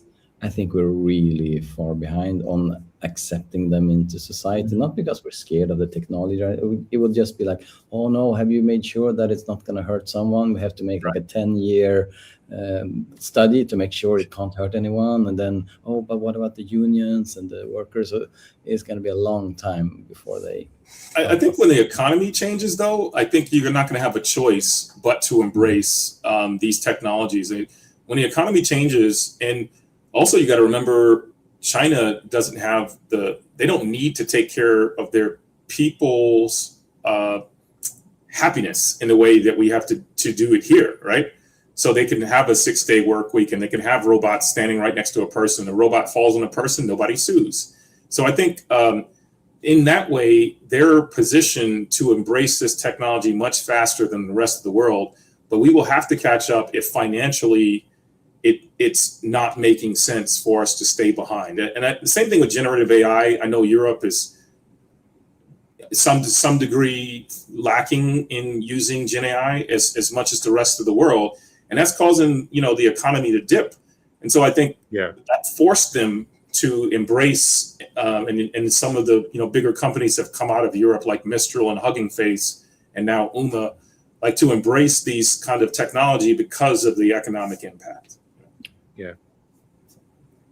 So one final question, since we're on the topic of China, we often talk about supply chain dependencies. What are your views on that? I hope to bring our robot, especially Ada, to be mostly built here in the U.S. The reason for that is it'll be, in medical needs privacy, and we have this thing called HIPAA compliancy here. So the majority of the robot, if it's a vision system or compute, has to happen here. I think overall, because of the tariffs that happen around the world and things, and the things that are going on with oil and gas right now, I think you have to be able to build locally to some degree. Not every part, but I think we have to end up at some point becoming a global manufacturing economy where maybe the motors come from China, but the vision system comes from Europe, or in the whatever comes from the U.S. Like that's the only way we're all going to survive together, is if we have components that we can each trade with each other. And I don't think that anybody's going to get ahead being by themselves. Like if you notice, Unitree, they grew not because they are really good at compute. They were really good at pushing out robots that other people researched on top of, and then they gave that back, the control of that robot back to Unitree, and that's how they scaled. And so I think this is always just like back and forth, but we have to end up bringing some form of manufacturing back to the U.S., back to Europe, back to these different places in order for us to have an equal footing. If China has everything, then they don't need us, and they're just selling to the rest of the world, and we can't buy. Which, if you can't buy, then what are you selling? And then it's also a national strategy, security issue, right? It's also national security. It has to be. I mean, it has to your be. economy is part of your national security, and your supply chains and everything else. Yeah, 100%. All right, well, let's pivot to our rapid fire round, and we spent a few minutes on this. It's been a lovely deep dive into all things with Kimate, all things Ada, the MCP, the workflows. It's just brilliant. Thank you for all those insights. Sure. So let's begin with Unitree, since we're on the topic of China. That's a great segue. Unitree Super Athlete AS2W. Fluid movement, compact yet exceptional, supports a continuous 16-kilogram payload with 30-plus kilometer unloaded driving range. This was a bit scary, but it's... Now we see a comeback of quadrupeds again, right? There was a while that didn't see so much from them, but... Yeah. I mean, it still brings me back to that Black Mirror episode. I don't know if you've seen it. But yes, the one with the black quadrupeds. Yeah. Yeah, I mean, that is really a future I do not want. But I mean, I can really see the benefits of this type of system in so many different applications, both civilian and military, of course, sadly. But I mean, it's, what was it? Was it 30 kilos or 13 kilos? I think it's 30. 30. 30. Yeah, I mean, it could carry a lot of stuff. Think about it. We were talking about before we got on this call. The 16 About 16 kilograms, 30 kilometers. about 30 plus kilometer unloaded driving range. Yeah. So that's a perfect. Yeah. But But we're 16 talking about kilograms is a lot. Like it's not light, right? search and rescue. Drone service. These kinds of things we're starting to see, and especially low cost. This is not $100,000 thing, so you can buy 100 of them and have them search an area if you needed to. And so I think this is, and then you can also do small part delivery into places that you wouldn't normally be able to deliver. So if you're building remotely, you can have 100 of these go deliver your parts. Yeah. Or just for the first aid in the field. Yep. You want to get a kit to a soldier or someone down, or even in disaster areas. I think this is great applications for first responders. What I wonder about these is that when it comes to SLAM, like the navigation and localization, could the system that is going so fast do a proper path planning? So they have a couple of things going, and all the the IMU is just going crazy all the time, and then doesn't care, just goes. Yeah, so there's what is in front of it. So they do a bit of basically local stabilization, things that just keep it vertical, and then they do kind of direct path planning on top of that. So what you're seeing, like this dynamic balancing, that's a local model, probably model predictive control or RL, and then what's happening with navigation is completely different. So and that's how, if you look at like Boston Dynamics was like the pioneer of this stuff. When you see Spot like running through a crowd of people, it's dynamically stable and then also path planning, and so it's able to then take care of that. Yes, so my assumption, or what I feel, is that usually these demos are just teleoperated, because in reality you need so much high frequency, and also you need a very high amount of data is basically coming to the robots when it's going so fast. You have experienced it with a wheel-based robot. If you really want a reliable SLAM, it should move slowly. If it goes very fast, the SLAM becomes less reliable, respectively. Yeah, but is that necessary? Like balancing and navigation they're complementary, but they're not the same. So but I'm totally actually dividing them. I'm not talking about balancing. I'm mostly talking about navigation itself. If the camera can have enough. I see. Yeah, and you're absolutely right. Think about it like an airplane, a drone. Has to move very quickly, so then the compute would just need to be able to calculate quickly. The difference between a drone and this is the drone is running in free space, so if it makes a mistake, it's not going to crash for the most part, unless it wants to. Yeah. But it's contacting the ground and the surface is changing. I'd be more concerned about the fact that, like you see it going down the stairs here, in some cases it's not even getting kind of input from SLAM at all, because it's just kind of rolling backwards. But I think that's more, I don't know if they care, and I don't think you'll see something like this moving at this speed on a street, let's say, with people. Exactly. Yeah. It's cool. Okay. Really cool. Thanks. Sorry, Gustav, you're saying something? I want one. Yes. Why do you want one? That's my question. Yeah, Why? You never know where Gustav goes. What I can see using this for, if I had I'm sorry, I cut you off. Go ahead. Yeah. So I was thinking, actually, if I go to Kebnekaise, like mountain climbing or something, then it can carry your stuff for you. Oh yeah, they have it here. Yeah, that's useful. That's exactly what I was about to say. Like, I can see it if I was like distance hiking, or like I'm climbing Everest or something. Yeah. And when you get tired, you just sit on it and it carries you. maybe it can pull you up the mountain as well. Oh, yeah. True. Robot sledding. You're muted. All right, let's move on. This is an interesting post. This was a while back. This is from the 27th of June. And this is interesting because we've talked about foot modeling for humanoids here on Over the Horizon. We did it with Boston Dynamics, I think. Gustav, Mehrdad. This is Irvin in Japan, a robotics researcher and builder working on physical AI, robotic identity, and cultural economic infra for autonomous robots. Working on a new topic and hardware for a while, feet language action models. VLAs teach robots to act through vision and language. FLAs teach legged robots to act through contact.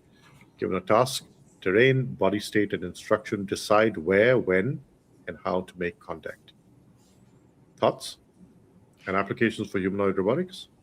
So one question the first question comes to my mind is that, was there a problem there to be solved or not? Like, because, for example, we see these unitaries almost reliably doing proper biped locomotion. And now the question is, should we just continue that path, how we were doing? Because one company at least has achieved it very well. Maybe not all the humanoids there have reliable biped locomotion, but at least one has achieved it. Or do we need an alternative solution? So to be honest, that's the first question comes to my mind. So what was the problem to be solved here in that case? I mean, will this information kind of interfere with that type of system, or will it benefit it? I mean, also Figure has their bots quite long ago walking over the pallets and very uneven ground. It didn't seem to have too much of an issue, but perhaps there are aspects that I'm missing. I think we've accepted the instability of humanoids, and I think there is an opportunity to increase stability dynamically by localizing some of these systems. Like, I'm not necessarily sold on feet, but I think at the actuation point, especially in knees and hips, I think there should be local compute that governs that activity. What we were noticing, or at least for me, when I see an unstable robot, it's like, oh, it's just a robot. When I see them kind of trip themselves down the stairs, I think, oh, it's just a robot. But we, and Gustav, you're an expert in this versus me, at least. We use our feet to make decisions all the time. And they don't make it all the way to the brain. The round trip, by the time it gets to the brain, it's too late. So I wonder if there's a way, and I'm not sure about the answer to this, like if there's a way to use that data in a way that's complementary to the rest of the system, then I think it's useful. Maybe it lowered the need for the battery package. I mean, perhaps it's more energy efficient if you could kind of localize it in a way, and you don't have to have as much compute either. You would just have a small. I mean, that's not. But the round trip it takes to get from that local sensor in the foot all the way to the compute is a long distance, and anytime you have a long distance wire, you lose frequency, so you lose fidelity. And so I wonder if the same like central processing unit or the neural net would have to work on all the things, the hands and the thorax and also the legs. Perhaps you have a local circuit. Distributed processing. Yeah, that's what we are as people. Yeah, right? exactly. Again, a peripheral nervous system is precisely that, right? Yeah, like a reflex system. Yeah. I think we talked about it before also during Yes, this podcast, that a company like Intuicel in Sweden, they are focusing on exactly the same. Kimate, if you remember, we met them in Tokyo also. Right, I remember that. Yeah. They are working on decentralized processing system, low-level reflexive system, and also they have a spinal cord that is taking care of the low-level commands, and the high-level commands are usually that's where the foundational model and the ROS sits. Yeah, I wonder about that because, I design robot brains, and I have one of my major issues is safety. And if you have these distributed systems that aren't really talking to each other until a latent space, right? Then you're compromising on a little bit of safety. For us, if you touch something hot, your natural reaction is to pull back, right? Do we want the robot to actually do that? is the question. Like, do we want I the guess the robot? question is, what is the opportunity cost? Because there's a certain amount of cost and effort that goes into developing these. Do you need them right now at the stage that robots are, or is this for a later stage, a more evolved bot? I think we're always searching for the more evolved robot. I think maybe this is our human ego, but I would love to design a robot that's just like me one day. Maybe it's us. Maybe we want to be that's little the dots. ultimate game, right? Yeah. That's the ultimate goal. Yeah. So, but if that's the case, then these systems have to mature. Like we saw early hands, and now we're seeing a little bit more mature, and in a few years it'll be more and more mature. Feet would have to do the same thing. Skin, tactile would have to do the same thing. In order for us to get to that holy grail. Interesting. Well, that's a great segue to another article from Mehrdad. And this was, more humanoid companies are moving towards realistic bodies, better proportions, and increasingly human-like faces and hands. So how do we get to that ultimate human form or human likeness? Because it signals versatility. It suggests that robots can use our tools, move through our spaces, manipulate unfamiliar objects, and adapt to different tasks. And this is the graph that Mehrdad has in this article. So quickly, Mehrdad, if you can take us through this, because we have an application of this to go through. Sure. I wish Scott was here, because he always helped me with he has a better interpretation of my articles. But so the main point here is that we are seeing a lot of humanoid companies making the robots looking as human-like as possible. And by the look, I actually mean not only the appearance, but also the proportions between the joints, the resemblance of a human body, like the number of degrees of freedom and everything, basically. And there are also companies who are getting distance from exactly human looking, but it is still human form factor to some extent, right? For example, Sunday Robotics is not exactly human-like in all the joints and proportions, but is still human as the base form factor. So my point here was that the more human-like a robot is, the higher the expectations of the user is. So you raise the expectations by making it look more human-like, and at the same time, when the robot actually performs in real life, that there is a incongruency between what people thought and what actually happens in real life. So this distance, I would call it basically expectation gap. And this expectation gap, maybe by accident, but I see it more and more in the most famous humanoid robots. So the more famous the humanoid company, or the bigger the company, the bigger this gap, unfortunately. So I also try to analyze it from the not only technical standpoints and design standpoints, but also marketing standpoint, which it helps these companies a lot to make their robot look impressive. I think the most prominent one would be Xipeng, if I'm pronouncing it correctly, Iron. And that one was extremely human-like. Therefore, people expected to also do everything else very properly.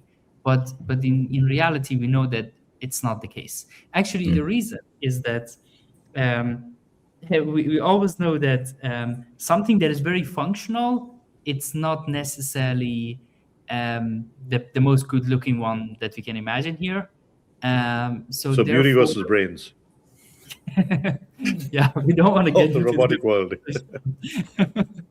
Yeah, so, and therefore, I don't know, I feel like there is something unintentionally going on in the minds of the designers of these companies who want to just promote their robots as capable as possible, so therefore they make it as human-like as possible. Is just to tie that back into what we were just discussing, and I asked Kimate about, acceptance in a society. How does this play into that? Do you see anything? I can tell you. So last year at one of the humanoid summits, the one in London, I brought a robot head, and I intentionally let people have open-ended conversation, and they identified the head as female. They were talking to it in a very human-like tone, speaking to it like you would speak to another person. So it was very disarming. the same voice I used on a blank face robot head in another place. And people were very, very like directive and super mechanical with it. And the first questions that came out were like, when are you going to take over the world? It wasn't like, how are you doing? It wasn't this fun, banter. And I think not uncanny valley, but almost human is disarming, but it also, like you said, raises expectation of what it could do one day. Not what it does, but what it could do. So if you think about that, like if we see a human-looking robot, we automatically think maybe one day it could be this, and then you're willing to spend more money, invest in that thing, right? Exactly. Versus if you see a mechanical-looking tank monster like mine, you'll probably say to yourself, like, that's going to do what I need, but I'm not going to sit and banter with it. I don't know. Yeah. And I mean, when Xpeng showed their bot, I think they showed it in, or at least talked about it being in like a, what's it called, in the, where they sell the cars. I lost my pretty face, so now I have to pretend that I'm a killer robot. No, I mean, hang on, get it back. I need your pretty face. That's one of my USPs of the channel is your pretty face. Please. It will be the pale version now with the inbuilt cam. No, but I mean, I think that was their major point of view. They were not as focused on getting it into the factories, and they wanted to be like the what do you ever call it, the one you meet when you get into the hotel and they greet you and welcome you. Yeah. I'm not gonna try to. I really like Uma's design. Really, I mean, I'm friends with some of those guys, but I really like their design. It just kind of made me feel like it wasn't overly doing the feminist, like feminine body, like the robot. What's the one with the butt, the big badonkadonk, like that? I don't know if I need that, right? Like, like it's funny, but I'm not sure. Like it doesn't, yeah, and I'm not sure that my wife would allow that in my house. Like, I just don't know. Like, but. And so do I need that? No, but there's something somewhere between that and hang on. Why would you have that in the first place? It's the symbolism, I would say. Okay, so I don't know if I've ever said this story or thing in this podcast, but there was a psychologist did a study, I think back in 80s in the US, and there was a neighborhood that there were a lot of vandalism on the trash cans. So people were burning trash cans and doing crazy things. But then this psychologist start putting eyes, like googly eyes, on each trash can, and that changed behaviors only because people were finding it or giving there was a symbolism related to it, right? So I feel like all these small things, as Kimate mentioned, it might have some subconscious effects on how we think about the system and how we judge it. Yeah, I would say certainly, like if you look at, was it Fauna that put little antennas on top of the head of the robot? And I know Pollen's done that. Like this has to be somewhat whimsical for a little bit because they're physical and they're going to make mistakes. And it's easier for us to rationalize that mistake if you see this as kind of like, oh, it's kind of a plaything, it's kind of fun. You're going to give it. You're going to give it some grace, right? Yeah. Right. In certain cases, I would not. If it's a $200,000 robot that looks like the Terminator, I'm going to expect it to do its job 100% of the time, and I'm not going to be happy with it when it doesn't. Right. And my example, actually, in the same article was you've all watched the movie Transformers, right? So there were cars or trucks. And you think, okay, it's a car or truck, nothing special. But when they become a human, that car transforms into human. Then you think, oh, no, this is very capable. It's gonna kill me, and so on, right? You never think a car or a truck can kill you, but when it transforms to human, then the expectation changes a lot.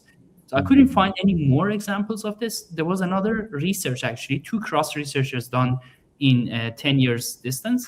The first one was done on Siri, and they got the researcher got curious why Siri's voice is a woman, and then they start to think about it, and then they got to realize because Siri actually was not perfect 10 years ago when it came. So people were, as you said, Kimate, compensating for those shortcomings by just saying, no, it's just a nice person, right? Women's voice correlates to being nice. But then when ChatGPT came, the default voice was a man. So this was where the cross research was done.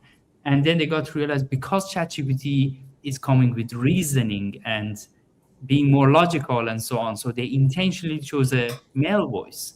And it's a bit, these are like very honest conversations, but they were brave enough to actually research. I can see Kimate dying to say something. Did you know I was trying to dive off the camera view, that way people can't associate me with this podcast for saying males are reasoning and women.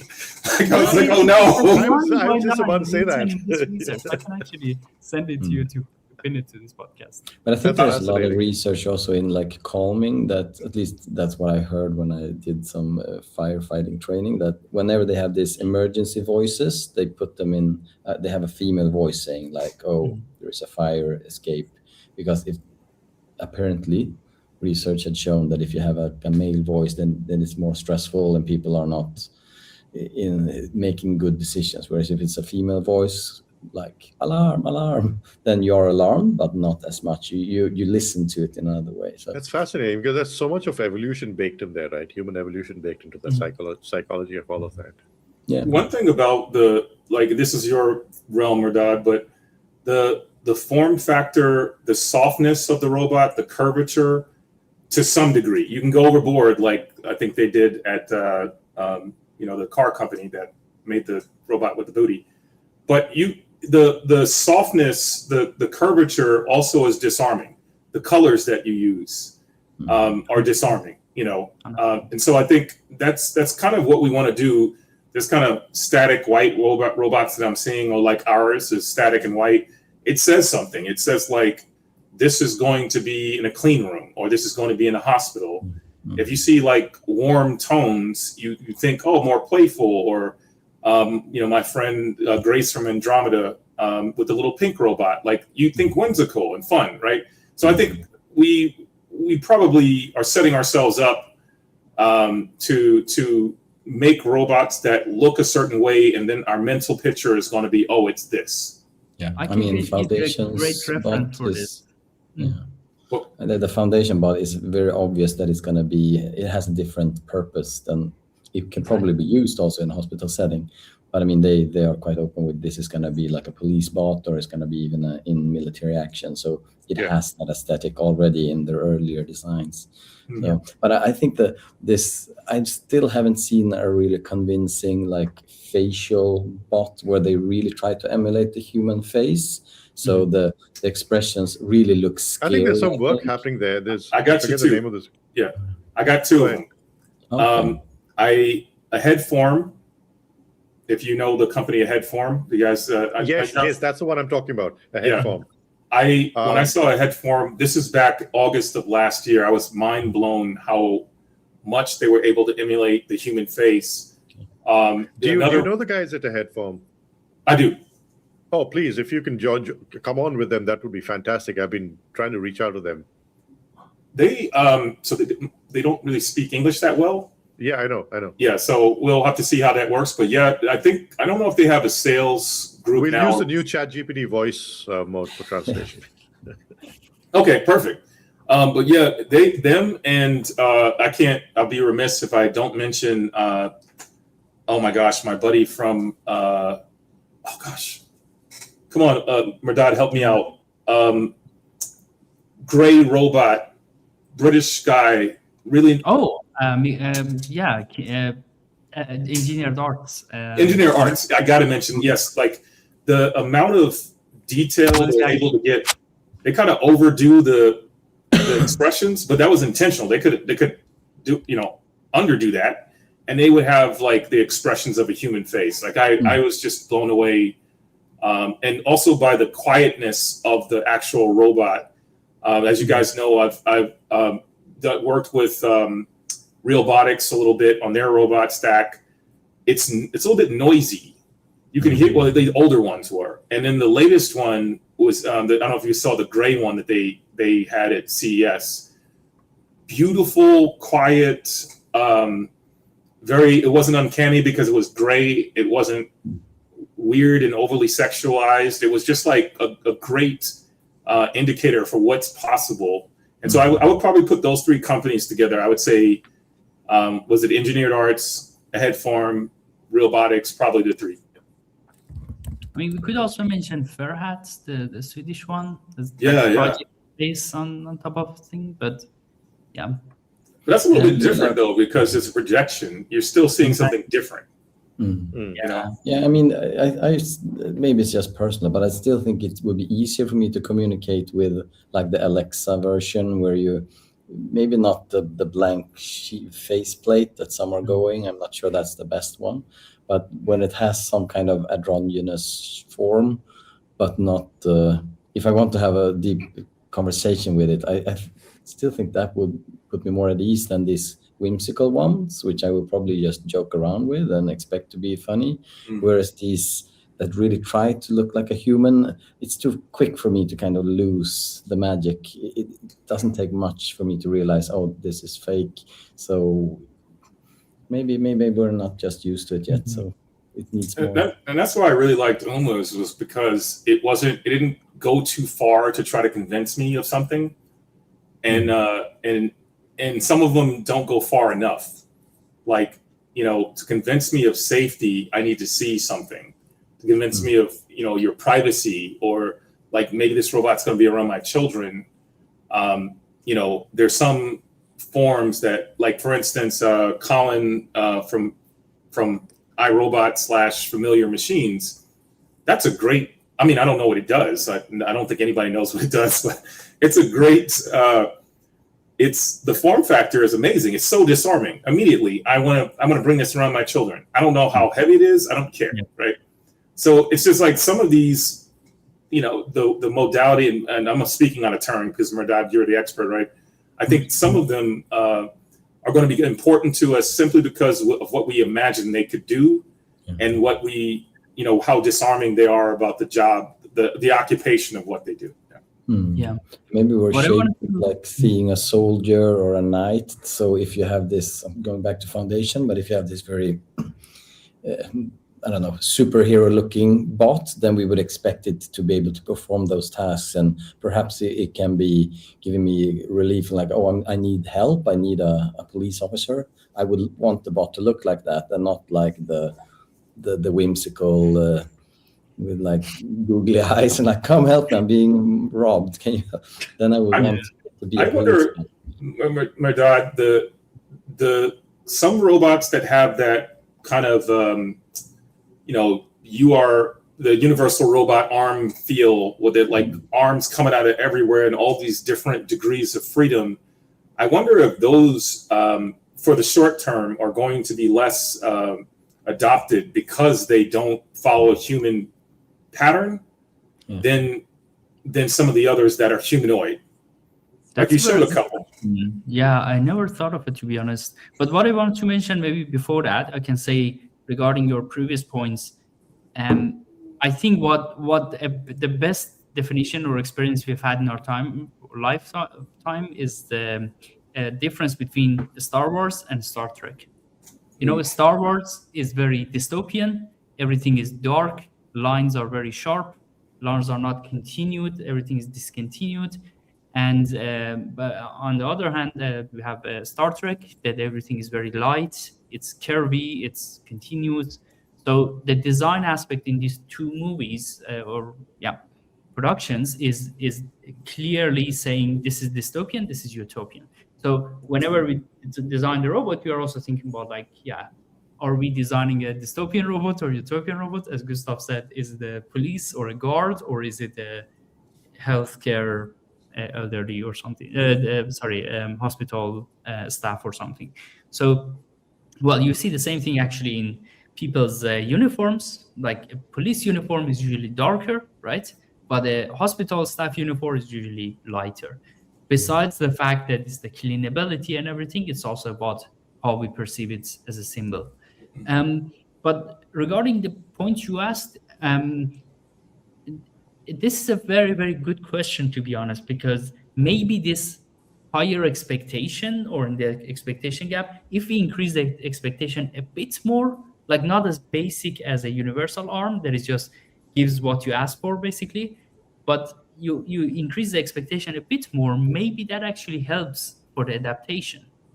Because if it's the same universal arm, you just put it on as a bimanual configuration, maybe people would say, yeah, this is still not so advanced. Like, it's just, we are just paying extra for what, you know?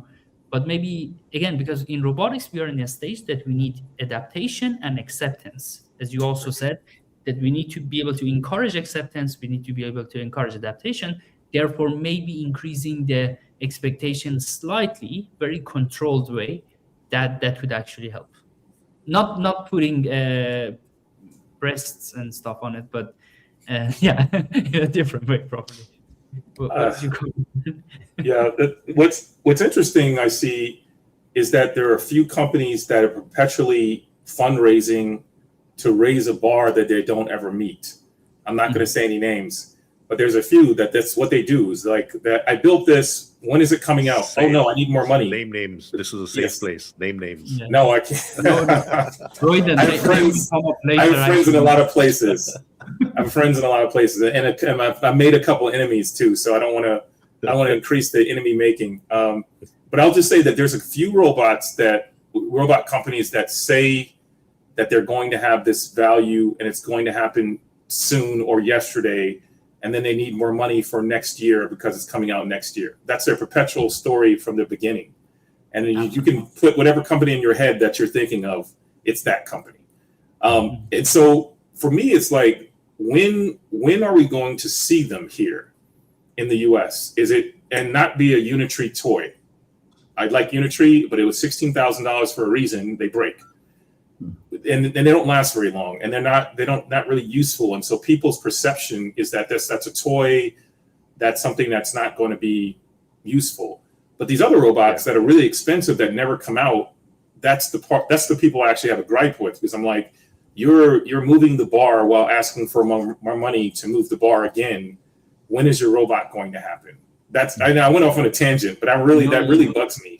Yeah. No, it's a valid point. I think there's a lot of I also say, I don't know about you guys, but I sense a bit of fatigue setting in with all these announcements and this hype, etc. And then people are like, well, hang on, we've been at this for a while now. Where are the bots? Where are they actually doing work? And we've seen refuse to have.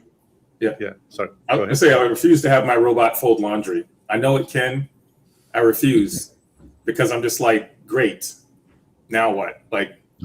So the promise is there, but you folded laundry, but can you open the laundry door? Yeah. To get the laundry? What are you going to do with it after you folded it? Can you take it somewhere? Is it just going to sit there? And you can't go anywhere either, because you can't roll around the house. So, indeed. So speaking of both acceptance and form factors and cuteness and all of that, I want to bring this up at the end, but then I think this is the holy grail. Segue to this. Yes. All three of it. This is from Mondo Robotics, and they're on Kickstarter. So I guess they're within reach, I would say, Kimate. But this is a cute little but serious bot with it can perform flips, navigate autonomously, track moving subjects. I think it also has a camera that can film you. So it's pretty useful. I mean, would it fall under the category of like a toy bot or stuff? But it has also serious functionality and capabilities with, that. I mean, there have been toy bots for quite some years now, right? With not as advanced as this. Probably wouldn't be able to do the flips, perhaps, but there are quite some advanced ones you could get in your local toy store that will follow you around and take pictures and interact and do flips. So I'm wondering, where are they taking this? What's the end goal? Is it just like a companion bot that you can apparently kick around, or what's the point? When are they going to stop kicking these bots? Yeah, they'll learn. No, they won't. I was at a conference and I had a spot robot with like maybe $100,000 payload on top of it, and someone ran up to it and fully kicked it as hard as they could. And I'm like, would you kick a Ferrari? Where I can see this being useful, like you said, that follow me mode sounds really cool. Only on flat surfaces.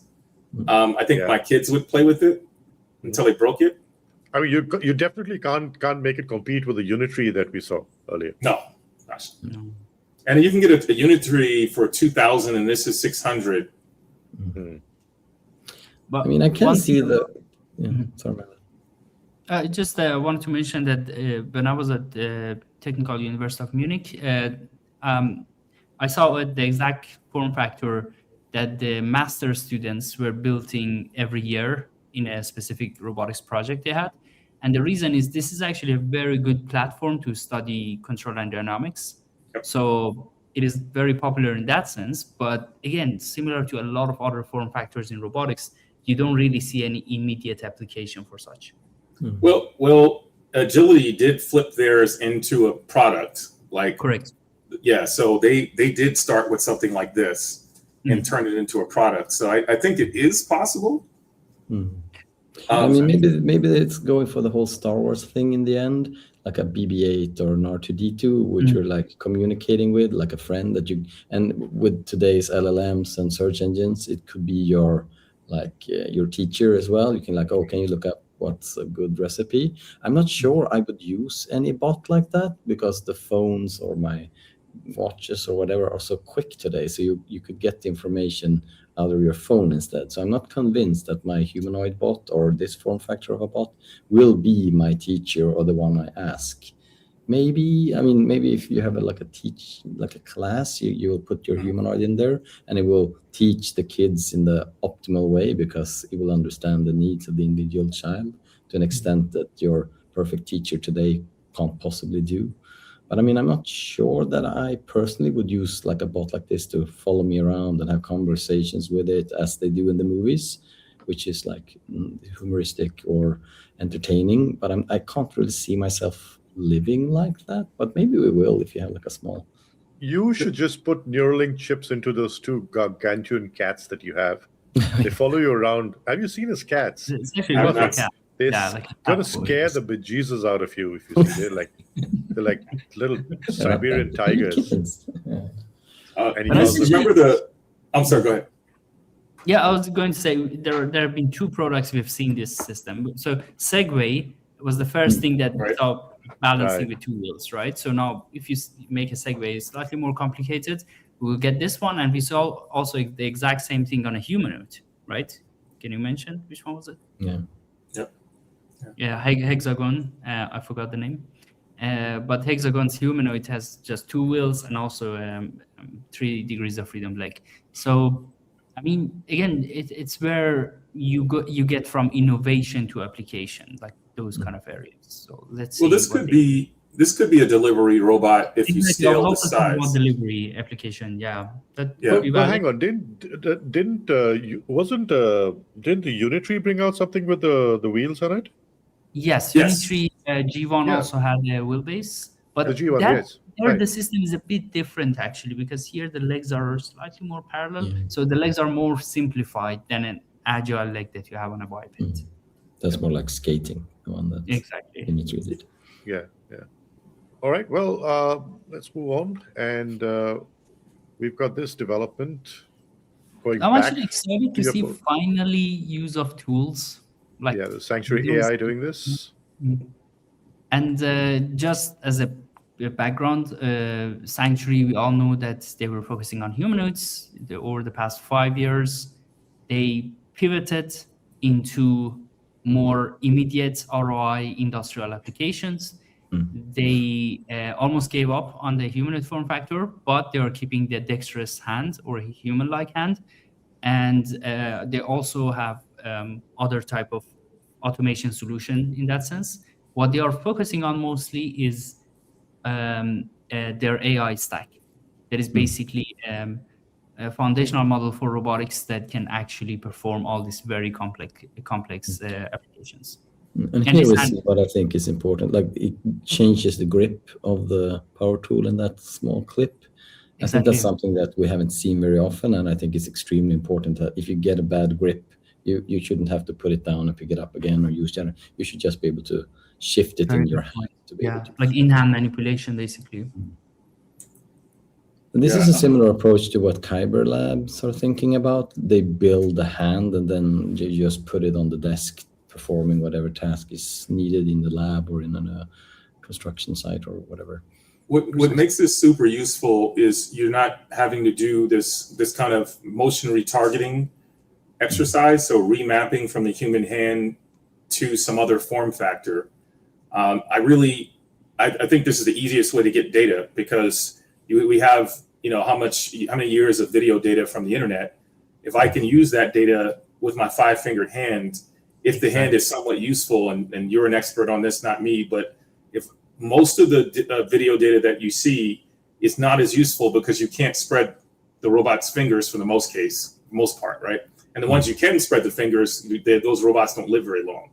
And so what I found interesting about this was they're kind of able to be able to use that data in the way that they built this hand. I just wish it wasn't so expensive. Yeah, but I mean, I think I always thought that would be a very strong AI or whatever.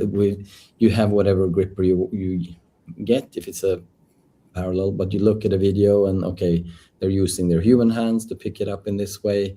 Can we adapt it to our model? I think that's the difficult. I'm sorry, I cut you off. This, no, sorry. I mean, this is my probably field. extremely Finally, difficult, but that would be like a The issue is you have to throw away 80% of that video if I have parallel grippers. It's because it does not translate cleanly. And as a matter of fact, when we use even imitation learning of any sort, if the modality, the hand that you're using or gripper that you're using doesn't closely match, you have to throw away so much data, because anything in hand manipulation you have to throw away. Anything where you spread the fingers and you're starting to use like this for balance, or is throwaway data, because now the robot can't do that, and then that's where the slipping comes in, is when the robot tries to grab and it can only do this, but you did that, right? So you've met way more real estate doing this than if you did this. And I think you said this a couple of weeks ago, Gustav, that being able to do that, we do a lot with that, like that a robot can't do. So whenever I get that data and someone's done like I don't have a cup in front of me, but here's a thing. Whenever someone does this around and the robot grasps like this, that data is usually not usable for me. And that's the reason why when I got this ability hand, I was so impressed, is because they put material and ridges in here that are more like a human. Like this part, this ridge is more like how we have that in there, right there. And it's soft all over it. And so when I started using this hand, I actually got rid of the camera. Like I used to have a wrist camera here, and now I don't need it, because what happened now, as the robot closes down on something, it's got all of these different surfaces that have tactile sensing, 30 of them. So I can kind of give it the grasp, the pre-grasp, we call it, of where it should grasp something. And then I'll let the rest of the system figure out how to close upon that, and then how not to slip. So I just wish all of these hands would become cheaper, and it can only do that by scaling. If they could scale to get cheaper. Very good point. No, I think it's important, and we probably, as you say, to get this, just like holding the cup. I mean, if you only grasp it like this, you will not be able to hold this cup. It will just fall over. We're using like the lateral support as well. So maybe if your hand is very stiff, it would work. But I'm using my ring finger here quite a lot, pushing upwards to not have the cup fall down. So, I mean, those kind of things will also be extremely difficult, because the bot won't understand unless it has some kind of detects my interossei muscle. And that's why with my company, we chose specific scenes to understand. Like, for instance, the hospital has a known types of tools in the hospital. It's not like you're going to see a bunch of random stuff like you see in a home. Even elderly care and those assisted living centers, the furniture is the same. So so you can actually put the right objects in a room for the robot to understand. and you have a much better environment than if you just said, okay, randomly go into a room. You're going to have a probably 50% of success rate. But if I say that you only need to hold this kind of cup, then it knows the weight of that cup. It knows what to expect, even if visually it doesn't have cues. Like there's some metal cups. So my wife likes to get these metal cups, but they're blue. So the robot thinks immediately that they're plastic, and the weight is completely different. And so what ends up happening here, this is a good example. This is some kind of thing. If I tell the robot to lift something quickly like this, and I think this is metal and it's not, it's going to throw that thing, right? And its arm's going to go flying. And so that's why you see robots kind of slowly emerge, and then they slightly lift it to see how much does this actually weigh. And then we get mad that the robot's too slow, but that's the safest action.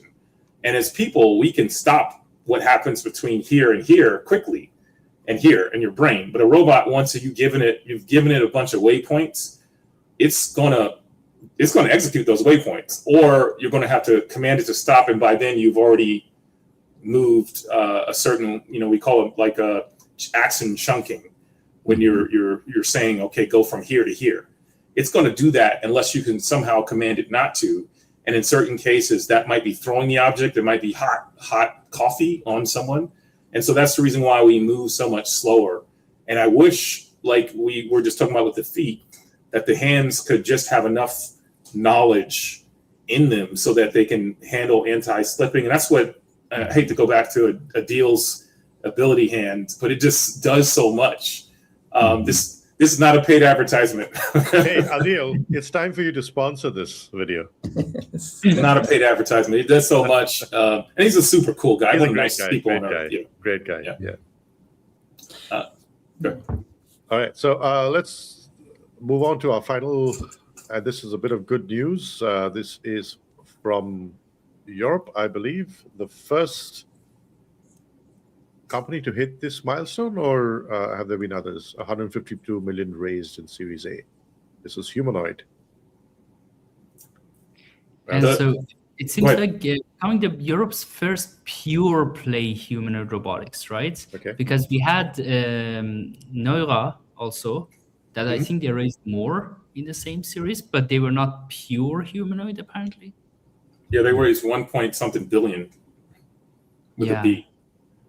Oh yeah, but that was no in the same series, because that was their. Oh, sorry, you're right. My bad. Yeah, in Series A, I think Neura raised something around 200 million. Yeah. And But not a pure play. Not a pure play. Yeah, I think that's the difference here, and also but great. So job. I think I can share this. The interesting thing was when I was with Amazon, the part of my job was to evaluate startups and see what they're doing. And this company that we're looking at, Humanoid, didn't even have engineers 2 years ago. There was not a single engineer working on this product. There was a few people with a vision and a little bit of, they had some money, of course. But to go from zero to all of this in 1 year or 1.5 years is amazing. I met with their founder. I didn't meet with him, but I saw him at GTC. And I reminded him, I was like, you and I were on a phone call. And I think he's some kind of Eastern European guy. And so his English, so he was kind of like smiling at me, but he wasn't really speaking much. And I said, you and I were on a phone call about a year ago. And I got off that phone call and I said to everyone around me that these guys they have no idea what they're doing. And I kind of was a little bit scathing. I was like, they don't know what they're doing. They've never built a humanoid. They don't have engineers. And I was like, this is so amazing that you were able to get to this point. And he just smiled at me, shook my hand, and we took a picture together. But I was thinking, like, this is the world we're in, where you can go from zero to all of this in 6-9 months if you put the right team together. And so I'm really happy for them. I'm really happy for Neura. Same thing. We all saw their first robot, which was like looking like mine, like a hunk of junk 6 years ago. And now $1 billion is amazing. Absolutely. But there's also this question. Sorry, Mehrdad, go ahead. Yeah, so we reached out to some people from Humanoid. I wish they joined the podcast, maybe. Yes. In the coming Looking forward to that. Yeah, I'll tag them and hopefully we'll get them. But Kimate, Mehrdad, I want to get back to this question. There's so much of criticism about unreasonable amounts of funding going into all of these startups, right? That people are just willing to throw anything and everything at the startups and see what sticks. Is that feeding into this whole question of an AI bubble? You want me to go first? Because you guys probably see my LinkedIn post. My eye is twitching when I see some of the funding that people get, and then their lack of like history delivering products. Like there's some people that just perpetually get funding and they've never delivered anything. And it bugs me to no end, because the next person that comes into that room in that VC, now that VC's on guard, and they're like, well, this other company told me this and they never delivered. Or we're in series C and D and we still don't see anything. And I think that bugs me to no end, because then the startups that are emerging now, some of them can't make it because they go and say, hey, we need funding. And then the VCs pull out their ledger of all the funding they've given with nothing to show for it. So I wish that would change. And I hope that for our future, especially in America, like in China, this doesn't happen. In China, there's 100+ robotic companies, but in the US we have how many? 5, 6 that are of a decent size. So there's no competition. You have to go work for one of them, and then they can perpetually never put a product out. And so I can talk about this just drives me insane, angry when I see more funding and you've not put something out. And it drives me even more angry when I see that you've never delivered a product, but just because you got your PhD from, Stanford or wherever, we're just going to throw $1 billion at you and assume that one day you're going to do something. And it just makes it hard for everybody else. I'm done. I think I have the same opinion as you, Kimate. But regarding the last point that you said, because nowadays I'm working with VCs, I got to realize this is a new phenomenon. It wasn't there before. And it came since ChatGPT, basically. So what was the point there? It was just a bunch of nerds, as you said. They had PhD and everything. They were together in a lab and they created something that they didn't even know themselves that this is what they want to build, right? So therefore, this trend of let's put some smart people together and give them a lot of money and see what happens. This is a new phenomenon in investment. So I have this feeling that they're trying to follow the same thread on robotics also. We see it very clearly, actually. To be honest, to me, humanoid companies are not overvalued as much as foundational model companies for the companies who are building robotics brain. Mm-hmm. We know all the names, but physical intelligence, so on. Yep. Those are also, like, as you said, nothing is out there. It's just folding clothes and billions of rays, right? So, and they don't even have anything physical, like a hardware or something. They're just best customers of NVIDIA and best customers of other Chinese humanoid companies. So it's a bit, we will see, but my concern is, I think I share the same concern with you regarding almost the first point that you said. The concern is that if these companies don't deliver in 2-3 years timeline, then we will go into another robotics winter and nobody will put money in robotics anymore.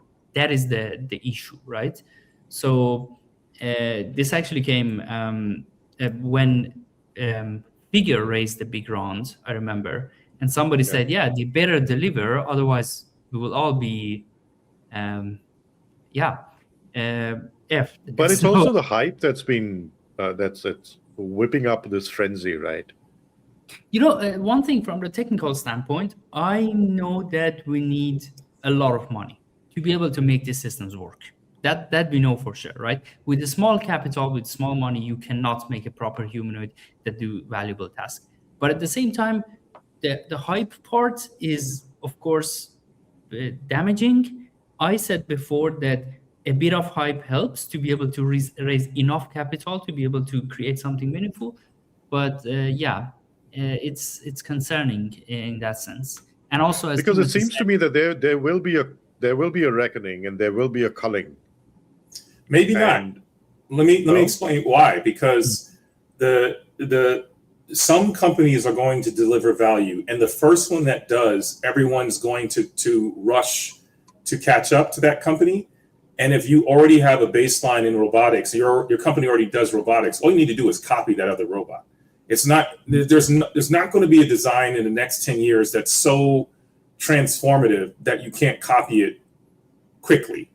And we're seeing that all over the Sorry, Interesting, while because you're here, why not everyone then copy Uni 3? Because they are delivering. because they're delivering toys. If it was, you know what I mean? Like, for the most part, the companies that deliver value, let's just name them, Agility, Boston Dynamics. That's pretty much it. I don't know where, they say, Ubitech or Ubtech or whatever they call themselves. They've delivered 1,000 of them. I don't know what they're doing. I haven't seen them, and I've been to China many times. But the companies that deliver value, right, they are few and far in between. But the minute Tesla delivers value, then all the other companies that have something will be able to catch up quickly, and then they're going to say yes. Okay, yes. I wanted to ask you this, and thank you, because you gave me a natural segue into it. Is the moat of Tesla Optimus not that substantial then? Is that what you're saying? It's substantial in that they already have the compute and simulation that nobody else has. One, because they're at a car company where there's already parts being moved around and things. And so they can just integrate their robot wherever they want. It's not like they're going to a customer. They can integrate the robot wherever they feel it might work. Where someone like me or Agility, they're being asked to come do a job that they've never seen, and then it takes the robot ages, right? But if you already have the Tesla, Optimus is already there, it's going to be much easier for that robot to be substantially useful. The other thing they have more data about the physical world, road data, than any other company has, period. So they're going to be able to use Optimus in ways that we won't be able to see for a while. And basically, they're vertically integrated in a way that no other company is. But I mean, at the end of the day, if you step back, that road data that you're talking about is for a bot on wheels, which is designed to avoid obstacles and objects, whereas Optimus is designed to interact with them. So just the opposite, right? So it's a different kind of data that you'll need for Optimus. Not the harness of the data is the same. So what I mean by that is, like, as I train my models to do a thing, that training pipeline, the explainability of the model, like how the model came to its reasoning, the pipeline of the analysts that work on these things, the data analysts, they already have that. Like, they already have a very mature, pipeline of that, and they have the most cars in the world using this particular pipeline. And I'm not saying I'm a Tesla fanboy, but I used to have stock, and I don't anymore, but I used to. And I'll tell you why. It was because they had this giant pipeline that nobody had. They build most of the entirety of their robots. They control the factory pipeline. They've solved a lot of the problems that we're now trying to solve ourselves. And every time I take a robot somewhere, it's new for me every single time where it's going. And Tesla doesn't have that problem. So I think I say, and we all have to give Tesla a little bit of their flowers. If they'd never had the person in the suit dancing, would we even be sitting here having this conversation? Right. Let's be honest about that. A few years ago, you mentioned Jeremy Fischel. I'm sitting with Jeremy Fischel, Melanie Weiss, some guy from Mass Robotics, and we're sitting together, and that was literally the Humanoid Summit. There was there's so many years ago that there was nobody, and we're just like, yeah, robots. Nobody cared. And then all of a sudden, Elon has this guy in a suit, and then Unitree comes along. Unitree wouldn't exist if not for Elon guy in the suit. We wouldn't be talking about humanoids more than jokingly. about one day what it might be, and now they've taken over almost every conference has a humanoid, and so you have to give them a little bit of this just due. But I think that the minute you get a $20,000 robot that's somewhat useful, and I think Tesla might be the first to do it, then the rest of the companies like the 1X and the Figures of the world, they'll be able to easily replicate because they'll see the success from the one. So realistically, I mean, the other way speaking, how around much- as well. Go ahead, sorry, Gustav. No, I mean, it could probably be the other way around as well, even if Tesla has the whole pipeline when it comes to both manufacturing and AI and the expertise in a way. But if someone else comes up with a really nice hand design or bipedal design, I'm guessing that they will be quite quick at mass manufacturing that to an extent that maybe a small startup won't be able to. So if, for instance, 1X Neo, if their hand is actually the best hand ever in the history of humanoid hands, then Tesla could probably mass manufacture a version of that much faster than 1X could. I'm But going I to want get to in add trouble. to Gustav what Gustav said by asking also, how much is expertise and capability and experience at scaling production a moat also? That's what I was about to say exactly, is that the fact that Tesla can build from basically raw materials everything that they need means that they can scale and they control the entire pipeline in a way that almost no other company does. For example, if Tesla needs more compute or greater compute, they don't have to go beg NVIDIA for more compute. They can just go build it, right? And so controlling the entirety of the stack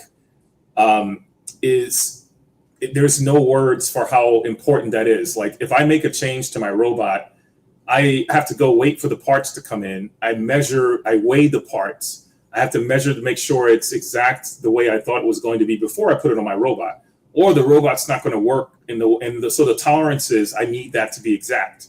Tesla has that all coming from the factory at once. So there is no wait and see what this is going to be like. Plus their tooling, they can make the parts with the tooling that they already own.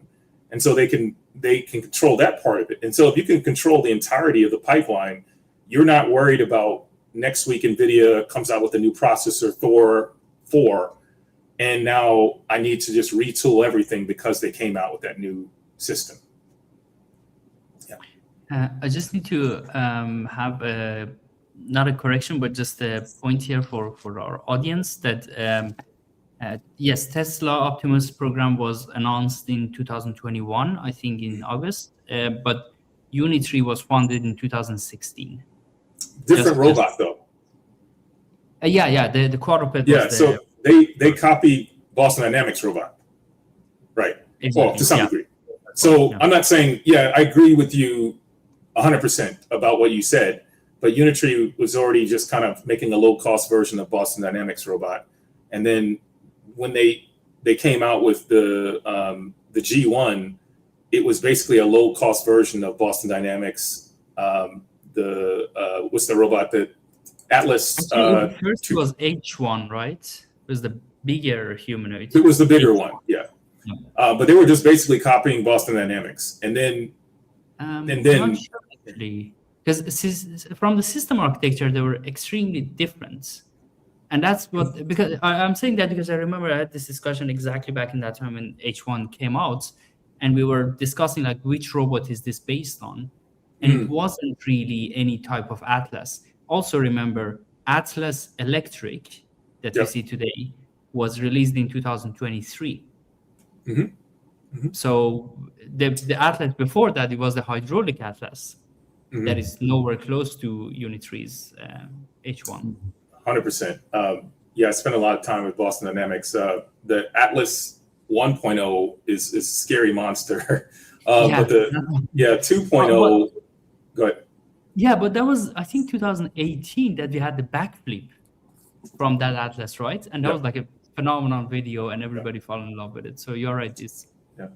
But I think the point that I think I was trying to make was that even Unitree of the world, none of them exist in the form that we see today at scale without there being this vision of what could be, because it's still a toy. You know, I've broken so many G1s, I can tell you, like, they're just toys, and they break.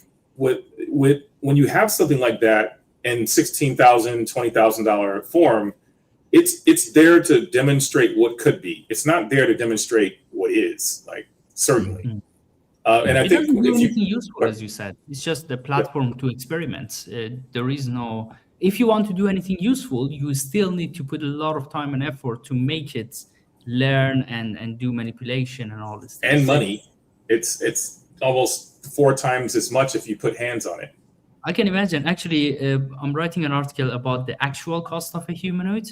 And one of the points is that many people think that the cost of a humanoid is just the cost of the hardware and the basic software, but the actual cost is the whole full stack cost, which comes from all the computation, training data, and the support staff, and cost of intervention and all those things. So absolutely agree with you. They break, and no one's talking about how much they break. I think it shows in every second clip, though. Something flies off when Something flies. Was that the kneecap or the hip joint? We have also discussed this in the sense that, yes, they break because you wanted to break, because you do that crazy things. But if you do the same, for example, backflip with an Optimus, I'm sure Optimus will also break.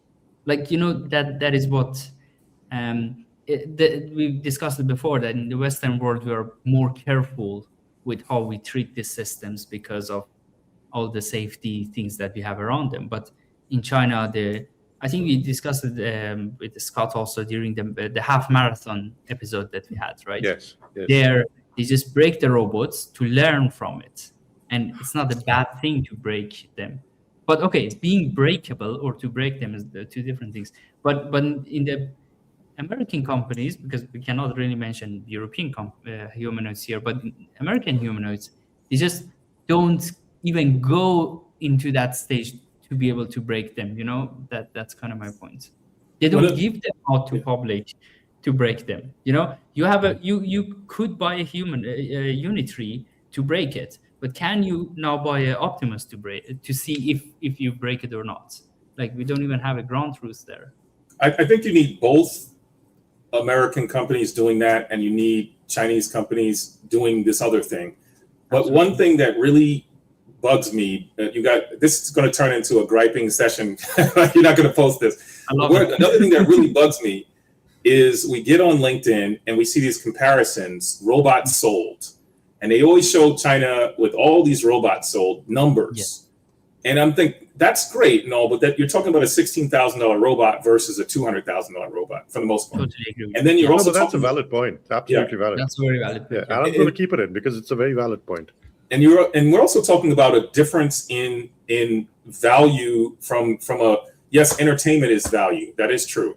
But the work value, like, what can the robot do useful work outside of entertainment? And then you see American and now European companies at the higher end, and now, you know, some of the other countries are at the lower. And I don't want to compare between countries. We've done that. I don't think it's that useful. But I do want to compare when I see people saying that, oh, China is far ahead. And look at all the robots that they've delivered. And I've personally had a UBTech robot. I've had the Ten Kung Walker tried to use these things last year, and they were just completely useless. And not to say that that's not the same in American companies. It may be the same, but we just don't know because we see the controlled video. But I do know that we're talking about useful work. I think that's the metric we should really look at, not who sold more than what. It's which robots are useful and for what purpose. If it's entertainment, China wins that. Indeed. If it's usefulness, who knows who wins? I would say the U.S. right now. Agility. Boston Dynamics is already out there. You guys had figure on the show. I don't know. Yeah. Debatable. I have to see it live. All right. It's just, but I do feel like we should know. We shouldn't judge who's ahead of what until we look at, like, categorically what we're talking about. If it's entertainment, 100%. yeah. 100%. Oh, I Like the avoided getting in API trouble. is not so clear, basically, because I think No. they're Good save. playing a different game. Like Chinese Yep. are playing a different game than humanoids in the Western world. So The other thing is they're replacing a population of people that was a technical labor class of people. Young people in China don't want to go work in the factories in Wuhan in hot climates 6.5 days a week. They're going to the financial districts and those kinds of jobs. So their labor class is not being replaced. And I've been to some of these factories where you have a 70-year-old person out there welding with a acetylene torch on the ground in a pool of oil. And I'm like, oh my gosh, this is an OSHA violation. So they know they can't replace that class of people, but they're the manufacturing hub of the world. And so they're embracing this technology because they have no choice. They need the labor. The generalist robot has to be able to go into these places and work. Where in the US, we're looking at this as a way to reclaim manufacturing back from, Different approach altogether. Yeah. All right, gentlemen, we've broken all records without Scott. Scott's been absent, and we've almost gotten to 3 hours. Thank you so much, Kimate, Gustav, Mehrdad. Yeah. Such a pleasure to have you guys. And Kimate, hopefully you'll join us for more of these chats. I know you're a very busy guy, but I'm looking forward to more. Hopefully the next time we'll have some clothes on this robot and I'll show the whole thing. She's shy without her clothes on. No, I understand. She's bashful. It's okay. I'm going to put a big bulbous butt on the back of it. So We'll get a lot of clicks. Indeed. Thank you. Till next time, gentlemen. Nice All right. meeting you. bye-bye.